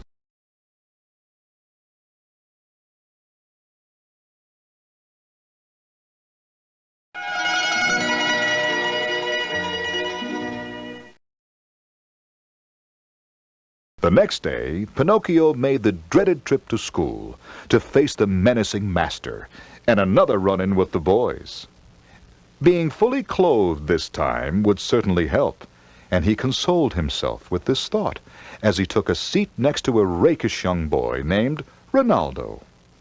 Before any words could be exchanged between the two, the master walked in, closed the door, and was about to call the class to order when he caught sight of Pinocchio, grinning up at him from the front seat.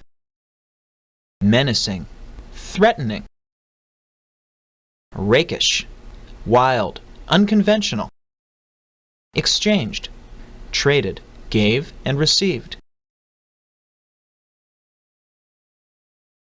You? How dare you show your impudent face in my classroom again? He demanded. Pinocchio stood up. His knees were shaking, but his voice did not. I am here to learn, sir, like every good boy, he said chastely. Impudent, rude. Chastely, innocently, modestly. And for at least a short time thereafter, Pinocchio did just that.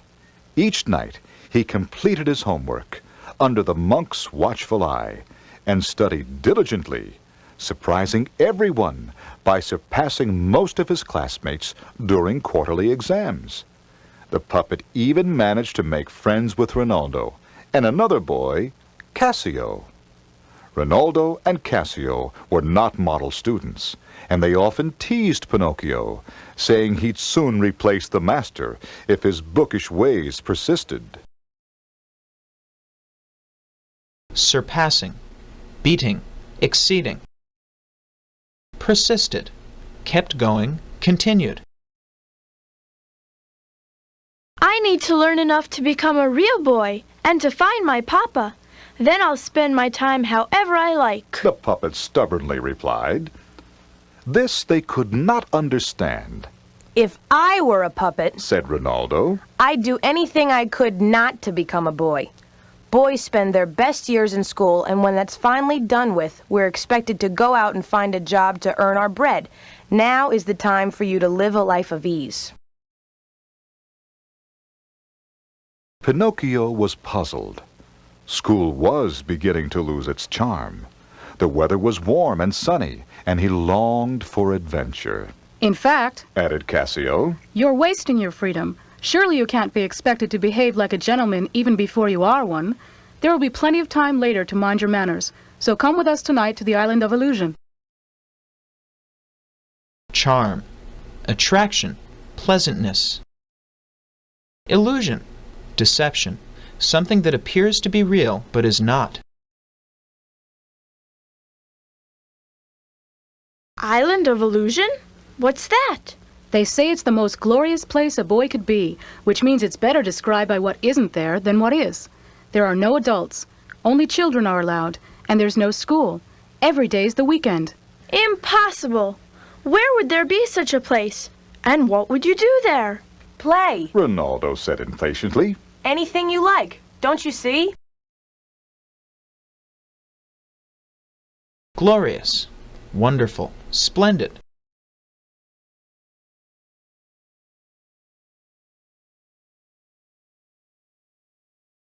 Meet us at 7 down at the docks, and tomorrow will be the envy of every boy in school. I can't. Pinocchio explained. The monk reviews my lesson then. He'll never let me out.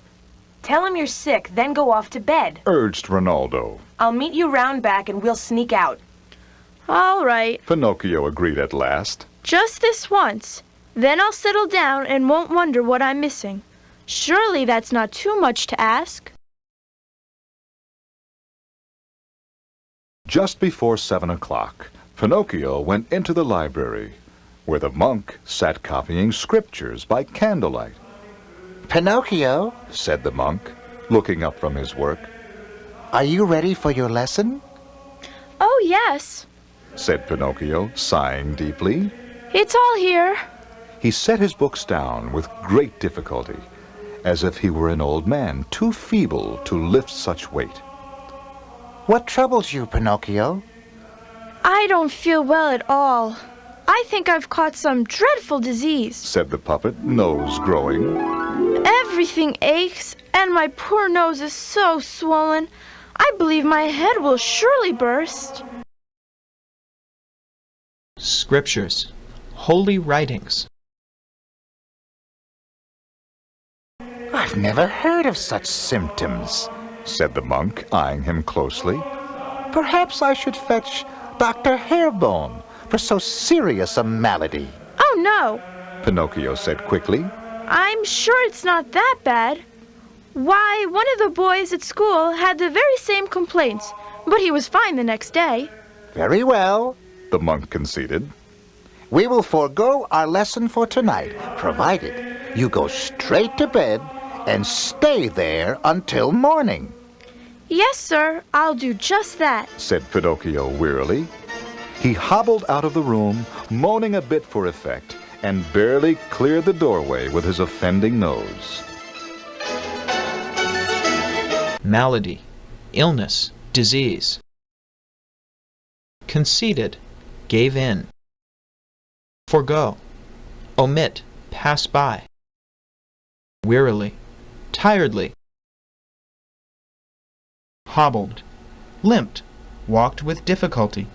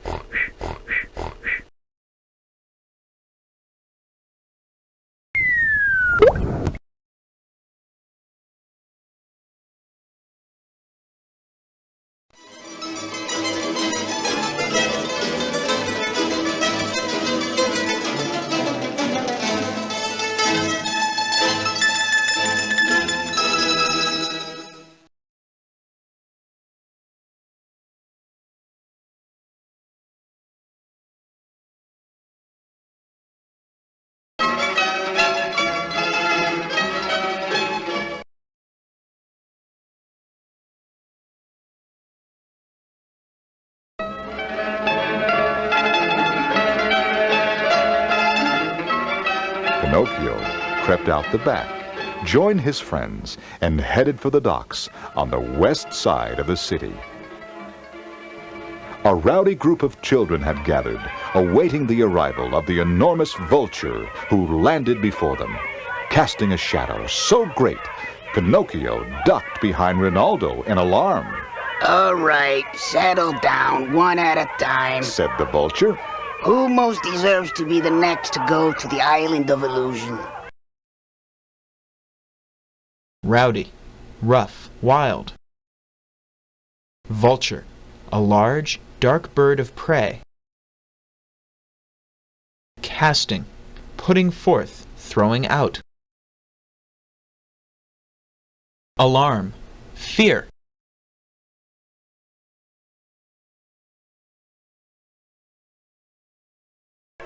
The children clamored around the vulture, vying for his attention.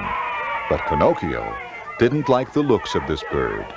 He tried to sneak away, but the vulture spotted him and snatched him up in his bony claws. Let me down! Pinocchio begged. I've changed my mind. I don't want to go.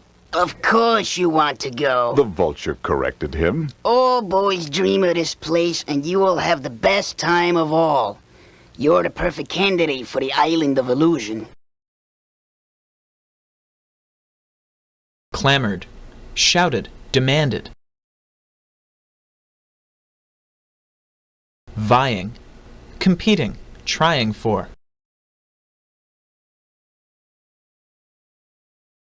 Candidate, one trying for or competing for a position or prize.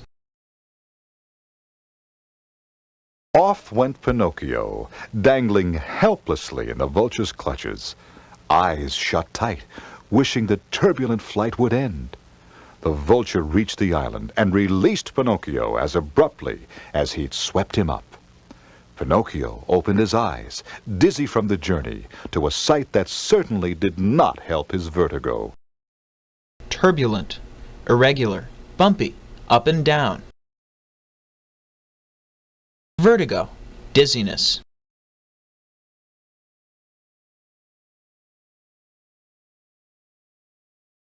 The tiny island was a tumult of activity, lights flashing, wheels spinning, children shouting and racing about in every direction. Welcome to the Island of Illusion, said a young juggler, approaching the puppet. Let me show you around. Pinocchio trotted after him obediently, grateful for some direction in the whirlwind of sensation surrounding him. Where are we going? Asked the puppet. Anywhere, everywhere, wherever you like, the juggler answered helpfully. How long have you been here?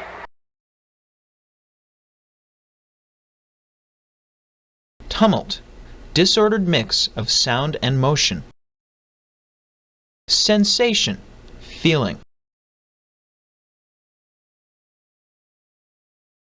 How long? The juggler echoed, shrugging. I haven't a clue. Time means nothing here. How will I know when it's time to leave? Asked the puppet nervously. I have to be back by morning. Back? You'll not be going back. And morning comes whenever it wants, which is to say, never at all. Forget it, said Pinocchio, disgusted. Clearly this boy had been juggling so long, he'd addled his brains. Pinocchio turned away impatiently, smacking straight into a little girl in a glittering show costume.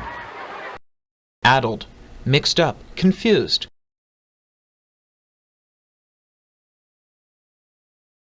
Watch out, silly, you nearly knocked me over, she said, brushing back hair the color of sun-baked sand.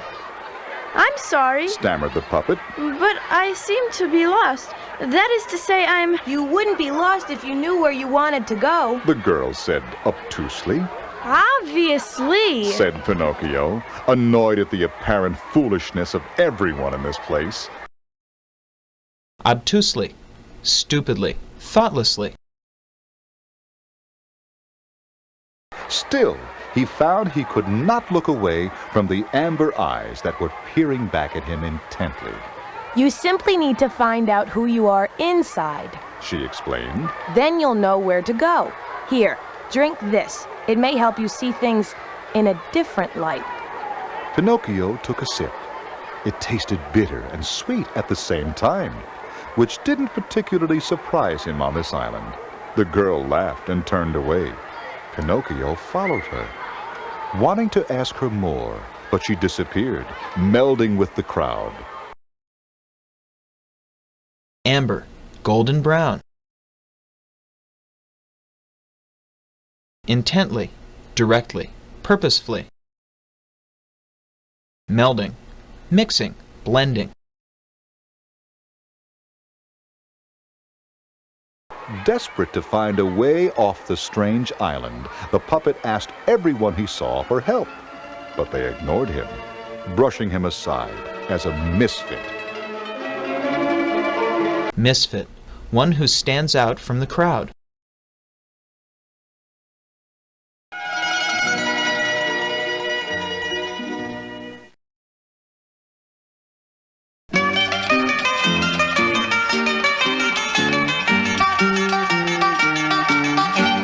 Pinocchio continued on until he came to a field that had been roped off into 3 rings.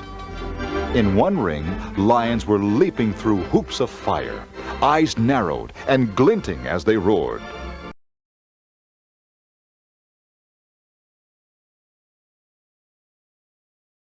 In the next ring, he spotted the girl again, laying flowers around the neck of a donkey who was about to perform.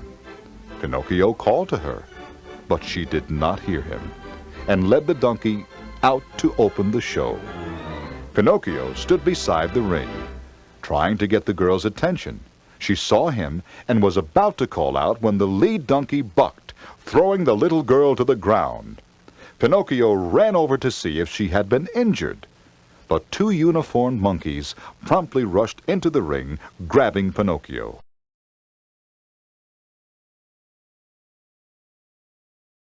They picked him up between them and took him to a building on the far side of the island. Where are you taking me? To the judge. Where else? Said the monkey on his left. They brought Pinocchio to the judge, who was a large, wrinkled old ape who looked down at the puppet in disdain. But what have I done? Pinocchio asked pitifully. Absolutely nothing. Said the second monkey. And for that, you'll be sure to go to jail. Probably for life. Added the other.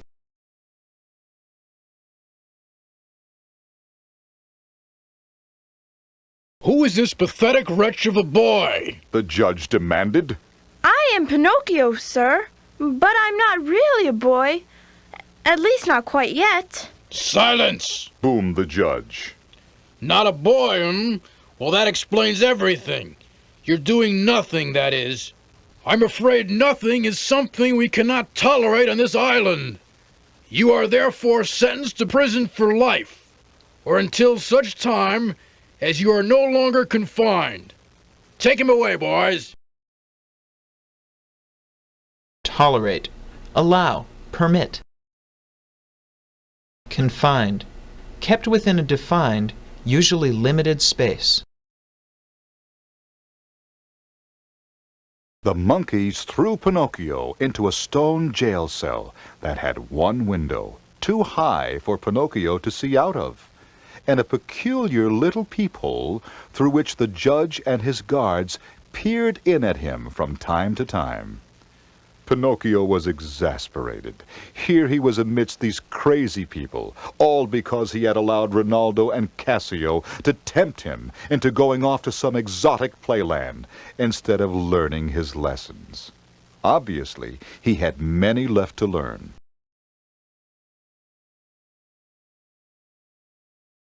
First, he had to find a way out.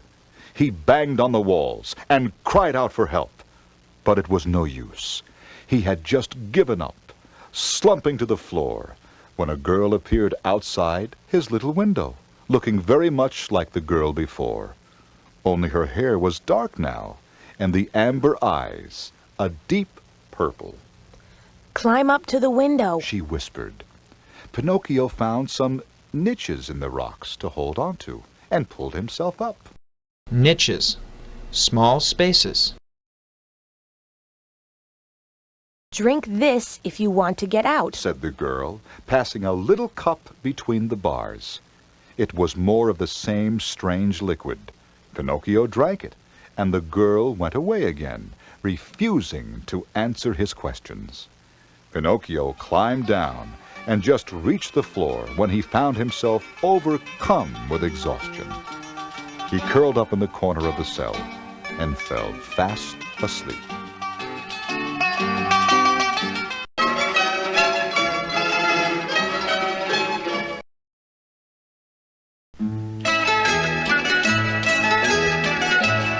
Pinocchio awoke the next morning to the sound of keys rattling in the lock to his cell.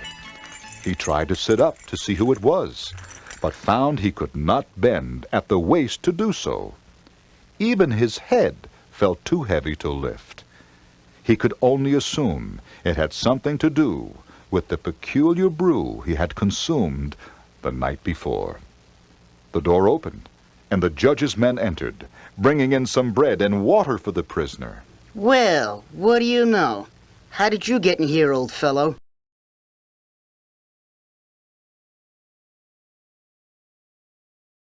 Pinocchio finally managed to raise his head.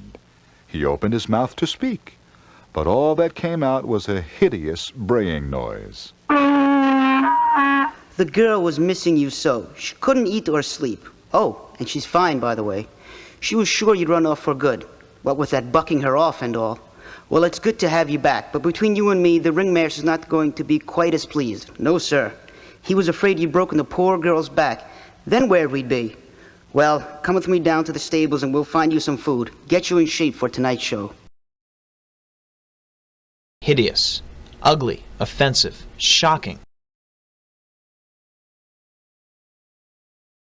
Braying, the crying of a donkey or mule.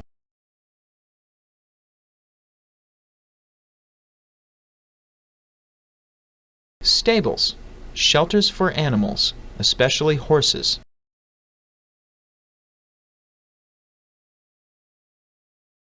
The man pulled Pinocchio up by what used to be his suspenders and led him out of the cell. As they walked down the jailhouse hall, they passed a mirror, and Pinocchio laid eyes on himself for the first time since his metamorphosis. It was true. He had transformed into a donkey overnight. Pinocchio pawed the ground impatiently. Now, what was he to do? Even if he could escape and find his way home, how could he return to the monk in this condition? How could he look for his papa? Metamorphosis, change in form or appearance.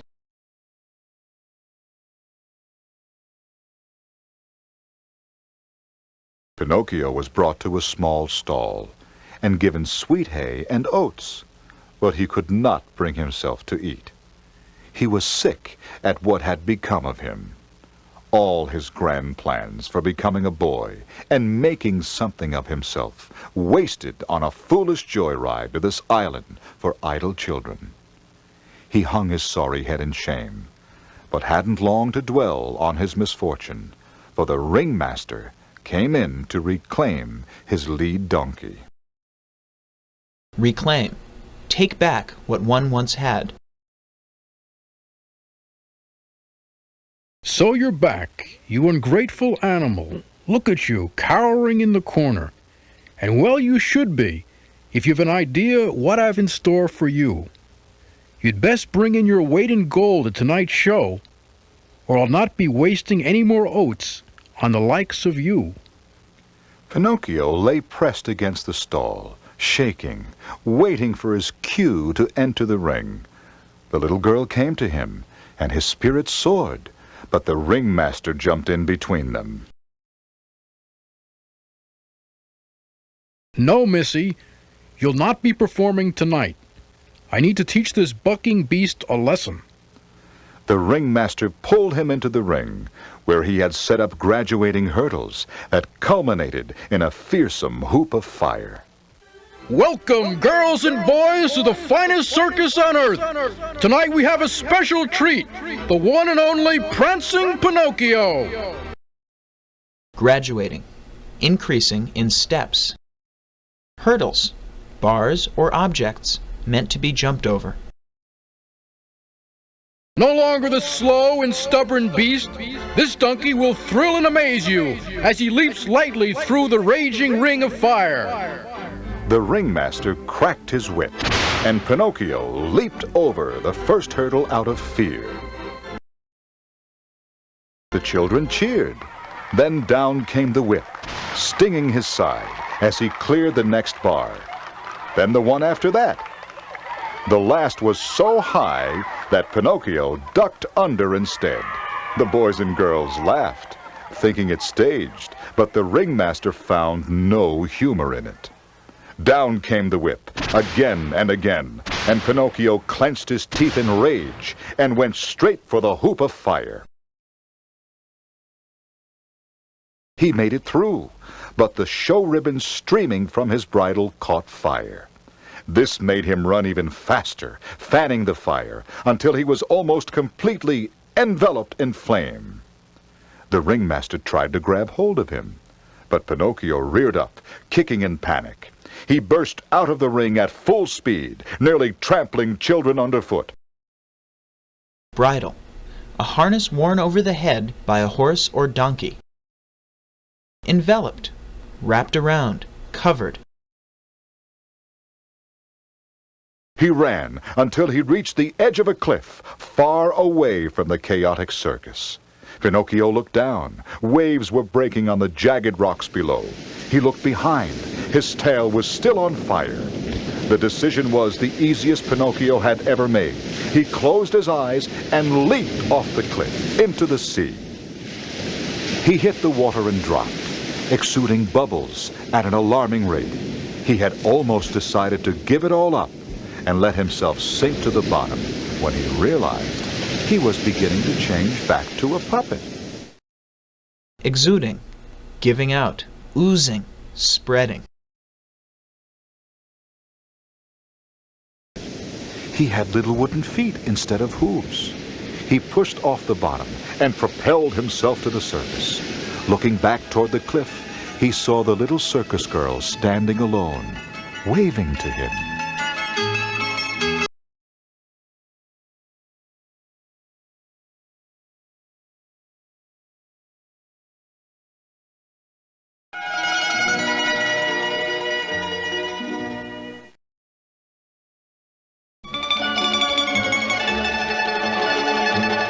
Pinocchio had no idea in which direction his home lay. He could faintly discern a strip of land opposite the island of illusion, but it seemed very far away. Nonetheless, he started swimming in that general direction and covered a respectable distance in considerably less time than he had anticipated.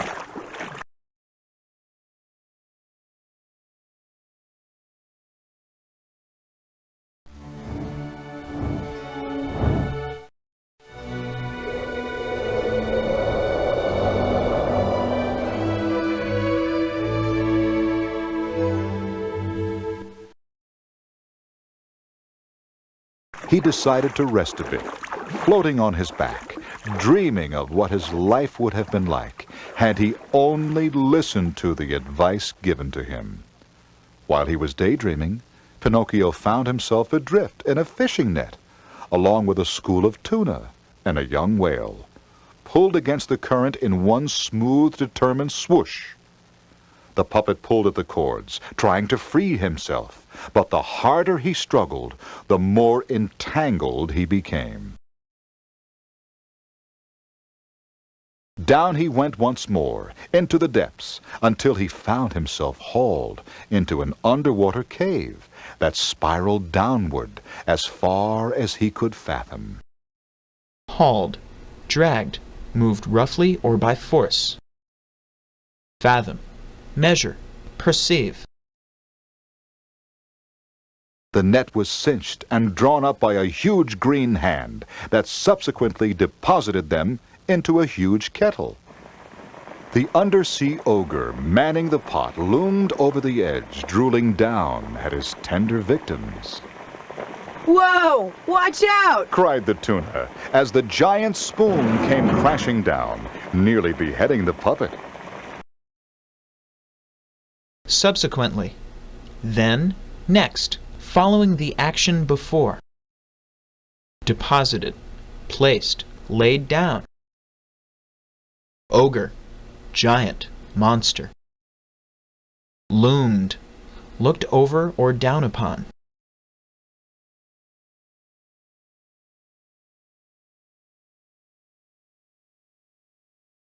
Not again! Pinocchio said, disheartened. Do I exist only to be fuel for someone's fire, or food for their stomach? Eat or be eaten is the way it was presented to me, said the little whale. It appears our fate shall be the latter. Not if I can help it, said a voice from outside the pot. They saw the green hand swatting at something with flailing tendrils. Jump on his spoon so I can reach you, the mysterious creature said. Tendrils. Curled arms. Having nothing to lose, Pinocchio hopped onto the spoon with a boost from the whale's tail. A long, sticky arm reached out, avoiding the clumsy giant, and wrapped around Pinocchio's waist. Riddled with suction cups, the octopus easily began to extract Pinocchio from the pot. Don't leave me, Begged the baby whale. I can't bear to be eaten. Riddled, covered with. Extract, remove, take out.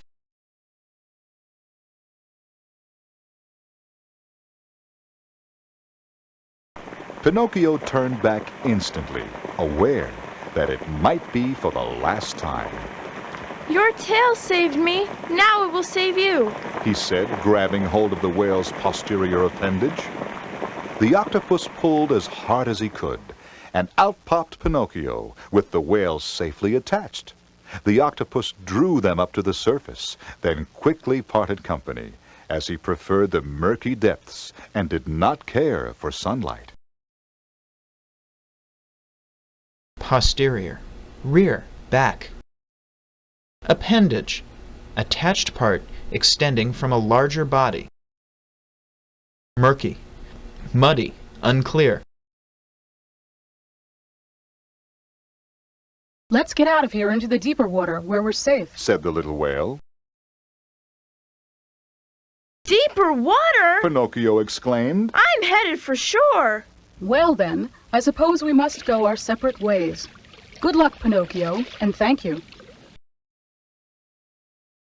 Pinocchio began swimming toward shore and was soon joined by a bottlenose dolphin, who was curious to see what it was that was bobbing about in the waves. The dolphin was most sympathetic, having had a close call or two of his own with fishing nets. The most dangerous creature in the sea, however, is a monstrous shark that has been terrorizing man and beast alike, consuming everything in its path without a second thought.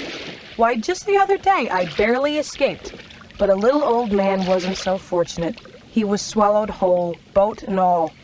I'm going to miss that poor fellow. I swam after his boat for days. He fed me fish just for listening to his troubles.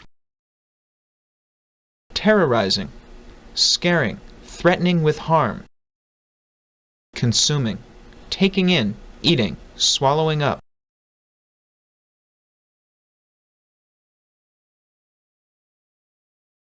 He'd been searching for his little son for days, and was quite sure he had finally spotted him. That's when he ran into the shark. He was so intent on chasing after the boy, he didn't even see it coming. Tragic thing, really. Papa! That's my papa! Said Pinocchio, unable to believe his ears. Was, I'm afraid, said the dolphin bluntly. But you said he was swallowed whole, replied Pinocchio, undaunted. Bluntly, directly, plainly. Undaunted, courageous, not put off by danger. That means he must still be alive. He's just trapped inside that awful beast. I have to save him. With those sincere but foolhardy words, Pinocchio flipped over in the water and headed back out to sea. Wait, you silly puppet. Don't be so hasty. Isn't that what's gotten you into all of this trouble in the first place? What do you know about it? Pinocchio said rudely. I know you've caused your poor father nothing but grief since the moment he created you. The dolphin said sadly. I never meant it. Not any of it. The puppet said defensively. That may be, but it's happened nonetheless, and you've no one to thank for it but yourself. I know. Pinocchio conceded, filled with remorse. That's why I must find him, bring him home, and make amends. Well, you won't get far rushing off half-cocked, the dolphin advised. Let me take you the rest of the way to shore. There you will find the help you need, if you try hard enough.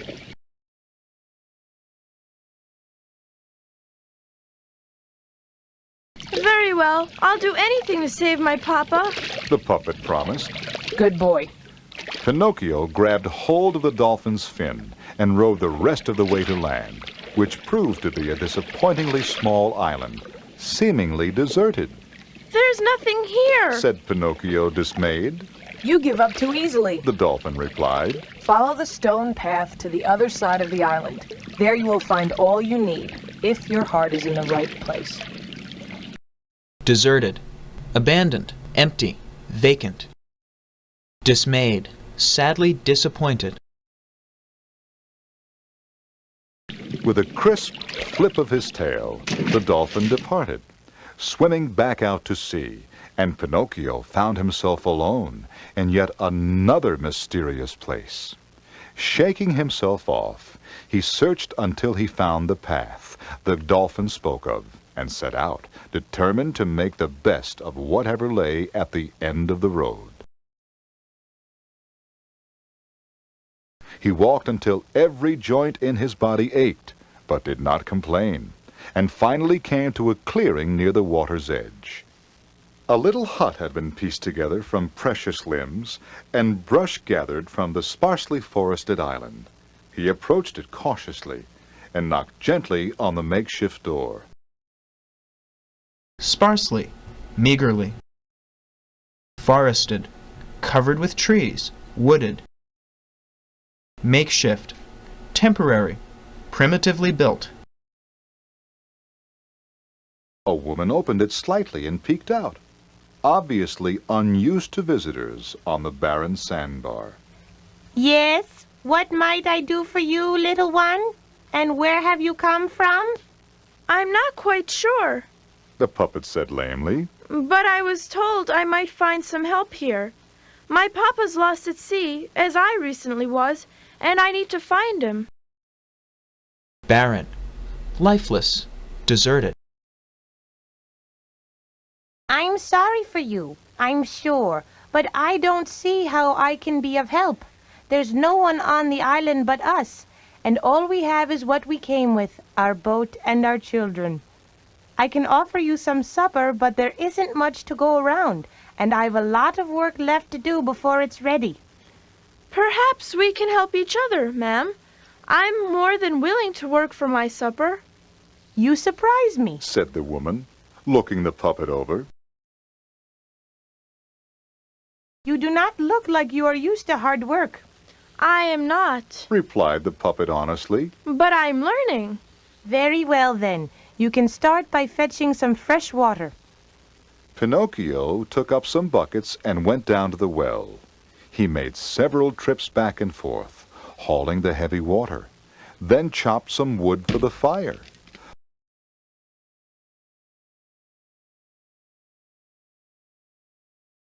Finally, the woman was ready to cook, and she asked Pinocchio to go down to the sea and help her husband, who was catching fresh fish for their stew. Pinocchio went down to the beach obediently, and there he saw a man casting a line for fish, apparently with little luck. Hello, sir. Is there something I can do to help? The man looked up, startled, then suspicious. Not unless you can bring the fish from the sea to our dinner table. Casting, putting forth, throwing out.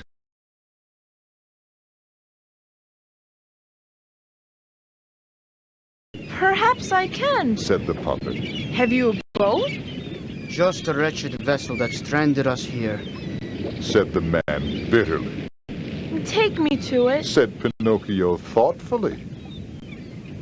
The man led him to a battered schooner moored offshore. I'll trade you the boat for a week's worth of fish. Said the man, laughing. It's a deal. Pinocchio replied earnestly. Only you can have a constant supply of fish, with a bit of stitching. Vessel, ship. Bitterly, sadly and painfully, regretfully.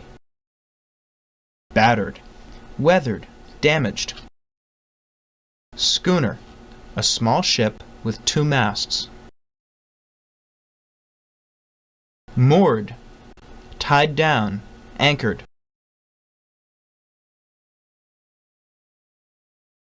He untied the rope and took an old sail off the boat, handing them to the man. Take these to your wife and have her sew the cord into the material, like this. He said, demonstrating how to make a net out of the material. Demonstrating. Showing. Teaching by example.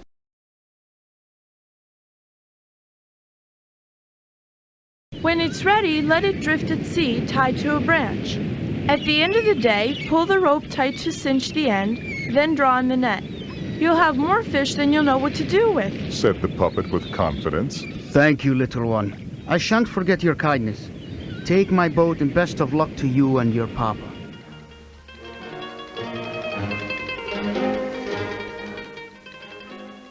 Cinch. Pull tight.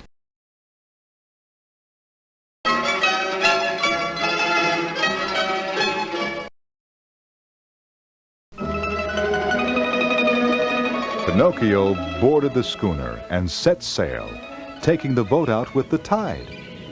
He bobbed about unsteadily for a bit, having never manned his own ship before, but he fancied himself the pirate of his dreams and somehow managed to prevent the boat from capsizing. Hours later, just as it was getting dark, Pinocchio caught the sight of a huge dorsal fin, many times the size of that of the dolphin. That must be the monster, said Pinocchio to his imaginary crew. All hands on deck. Boarded. Got on or aboard. Fancied. Pretended. Imagined. Prevent. Keep from happening. Block. Capsizing. Sinking. Dorsal. Rear. Back. Imaginary. Not real.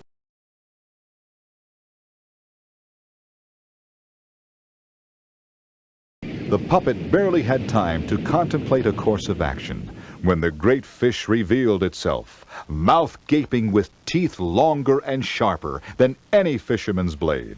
Pinocchio stood tall. Come what may, I am ready to fight for my papa.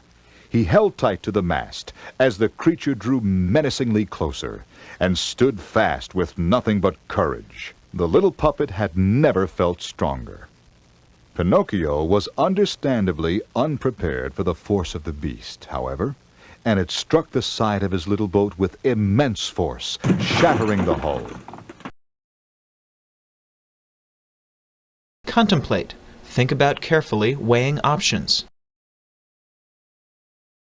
Revealed. Showed. Hull.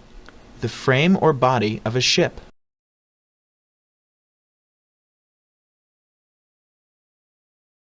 The puppet spun through the air and hit the water, already swimming with all his might to escape the shark, who was quick to pursue him.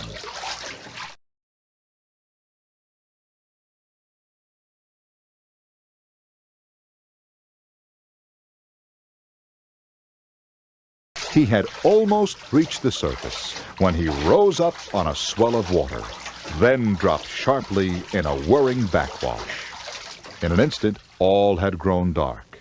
Pinocchio had been swallowed whole by the evil dogfish. The puppet picked himself up and made his way blindly over the peaks and gullies found inside the throat and stomach of such a beast. Now what am I to do? Said Pinocchio, jumping over some clumps of crab and seaweed. Caught in the belly of this putrid fish? Dogfish. Shark. Gullies. Pits. Cavities. Putrid. Rotten. Bad smelling. Hello! Hello! Pinocchio heard far ahead of him. He dared not hope, but called out anyway. Papa! Is that you? Pinocchio! Papa, it is you! The puppet cried, running toward the sound. Running in the dark along the inside of a shark proved to be quite challenging. There were innumerable obstacles, half-digested victims, a ship's anchor tripping him up, and dangling wet, rope-like things that would swat him in the face from time to time. All told, it was a most unpleasant journey. Innumerable. Too many to count.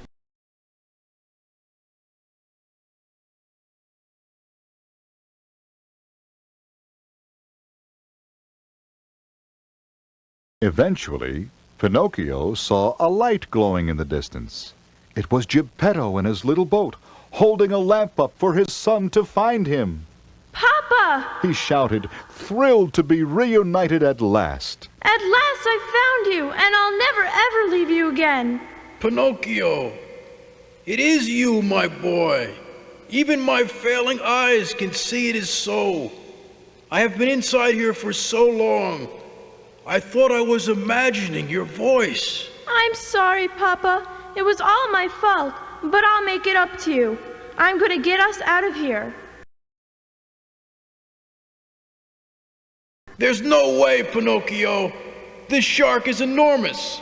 And even if we could make our way to his mouth, we'd have to get past the teeth. Then it'd be likely to swallow us all over again, even if we were to escape. We have to try. We can't stay here forever. But I can't even swim. And I'm an old man now, Pinocchio. I will carry you on my back to shore. You'll see. Very well, Pinocchio. I am much too tired to argue. It may be our last stand, but we will give it a try, father and son. Formulating a plan in his little head, Pinocchio enlisted the aid of some fish swallowed with him to carry the broken mast from Geppetto's ill-fated ship. Formulating, developing, putting together. Enlisted, obtained help and support from. Mast, a vertical pole supporting a ship's sails. The odd group made their way, slipping and sliding to the mouth of the great fish, stepping carefully around the creature's bulbous tongue. Now what? Asked Geppetto. Now we wait until he opens his mouth. When he does, we must lodge the mast between his teeth so we can swim out. He'll snap that stick in two in no time, said Geppetto. Bulbous, large and round. We'll have enough time to leap out before his jaws snap shut. We'll have to. Shortly thereafter, the beast opened his huge maw to take in some more hapless victims. Quick as lightning, the crew had the mast in place, and they dove through the massive set of teeth unscathed. Hang on, Papa! Pinocchio cried. Maw, mouth, throat. Massive, very large. Unscathed, unhurt, safe. Unscathed, unhurt, safe. The plucky puppet began swimming like his dolphin friend, using his little wooden feet like fins to propel him through the water. The shark was angry. He snapped the mast like a matchstick and leaped out of the water in rage, determined to tear the pair to shreds. Plucky, brave, spirited. Propel, thrust forward. Pinocchio looked behind him. The shark was gaining, and another fish appeared to be racing toward them as well, from the opposite direction. Pinocchio tried to veer away from it too, but found himself trapped.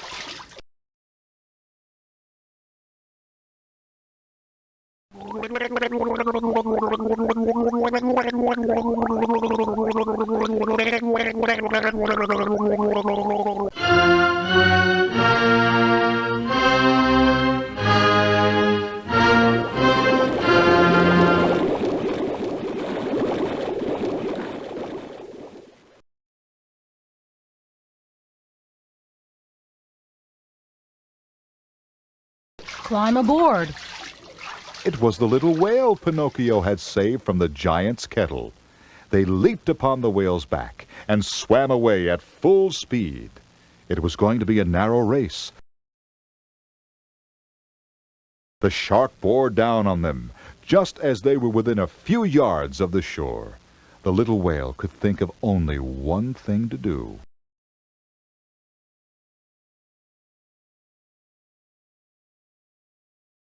He surfaced and shot Pinocchio and Geppetto up in a stream of water spewing from his blowhole. The two rode on the spout, out of harm's way, and landed with a thump on the shore.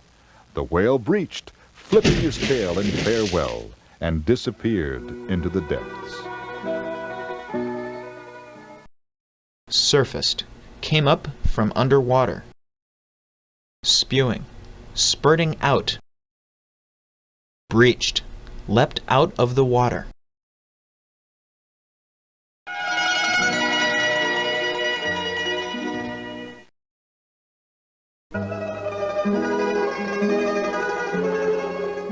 Battered and exhausted, father and son picked themselves up, heading for home.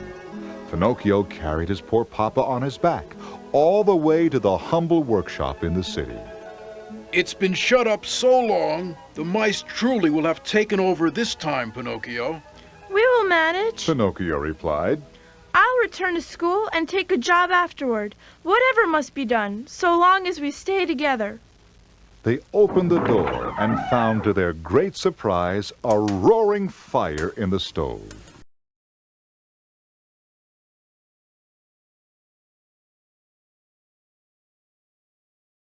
Well, I was beginning to think you'd never return, said a familiar voice from the hearth. Look, Papa, it's the cricket. Does that mean I can become a real boy soon? Why, Pinocchio, take a look. You already are, the cricket replied. It's true, my son. You are real now. You earned your flesh and blood by developing a sound mind and a soft heart. That makes up the soul of every good boy, Pinocchio. I must say, I do love a happy ending, the cricket concluded, content by the fire.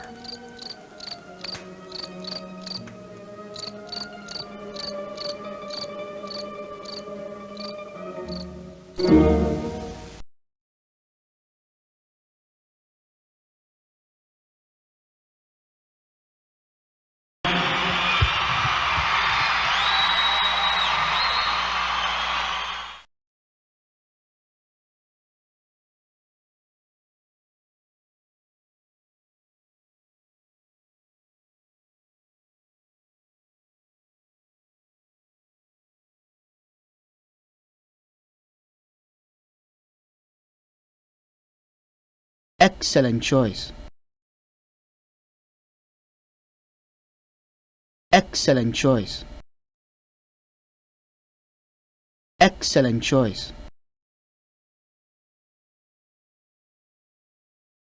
Excellent choice.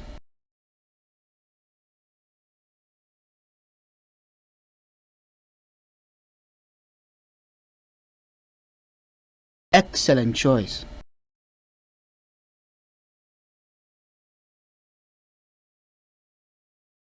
Excellent choice. Excellent choice.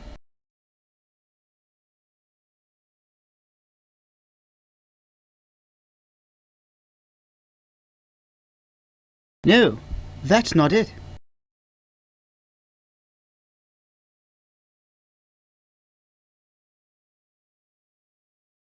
Excellent choice.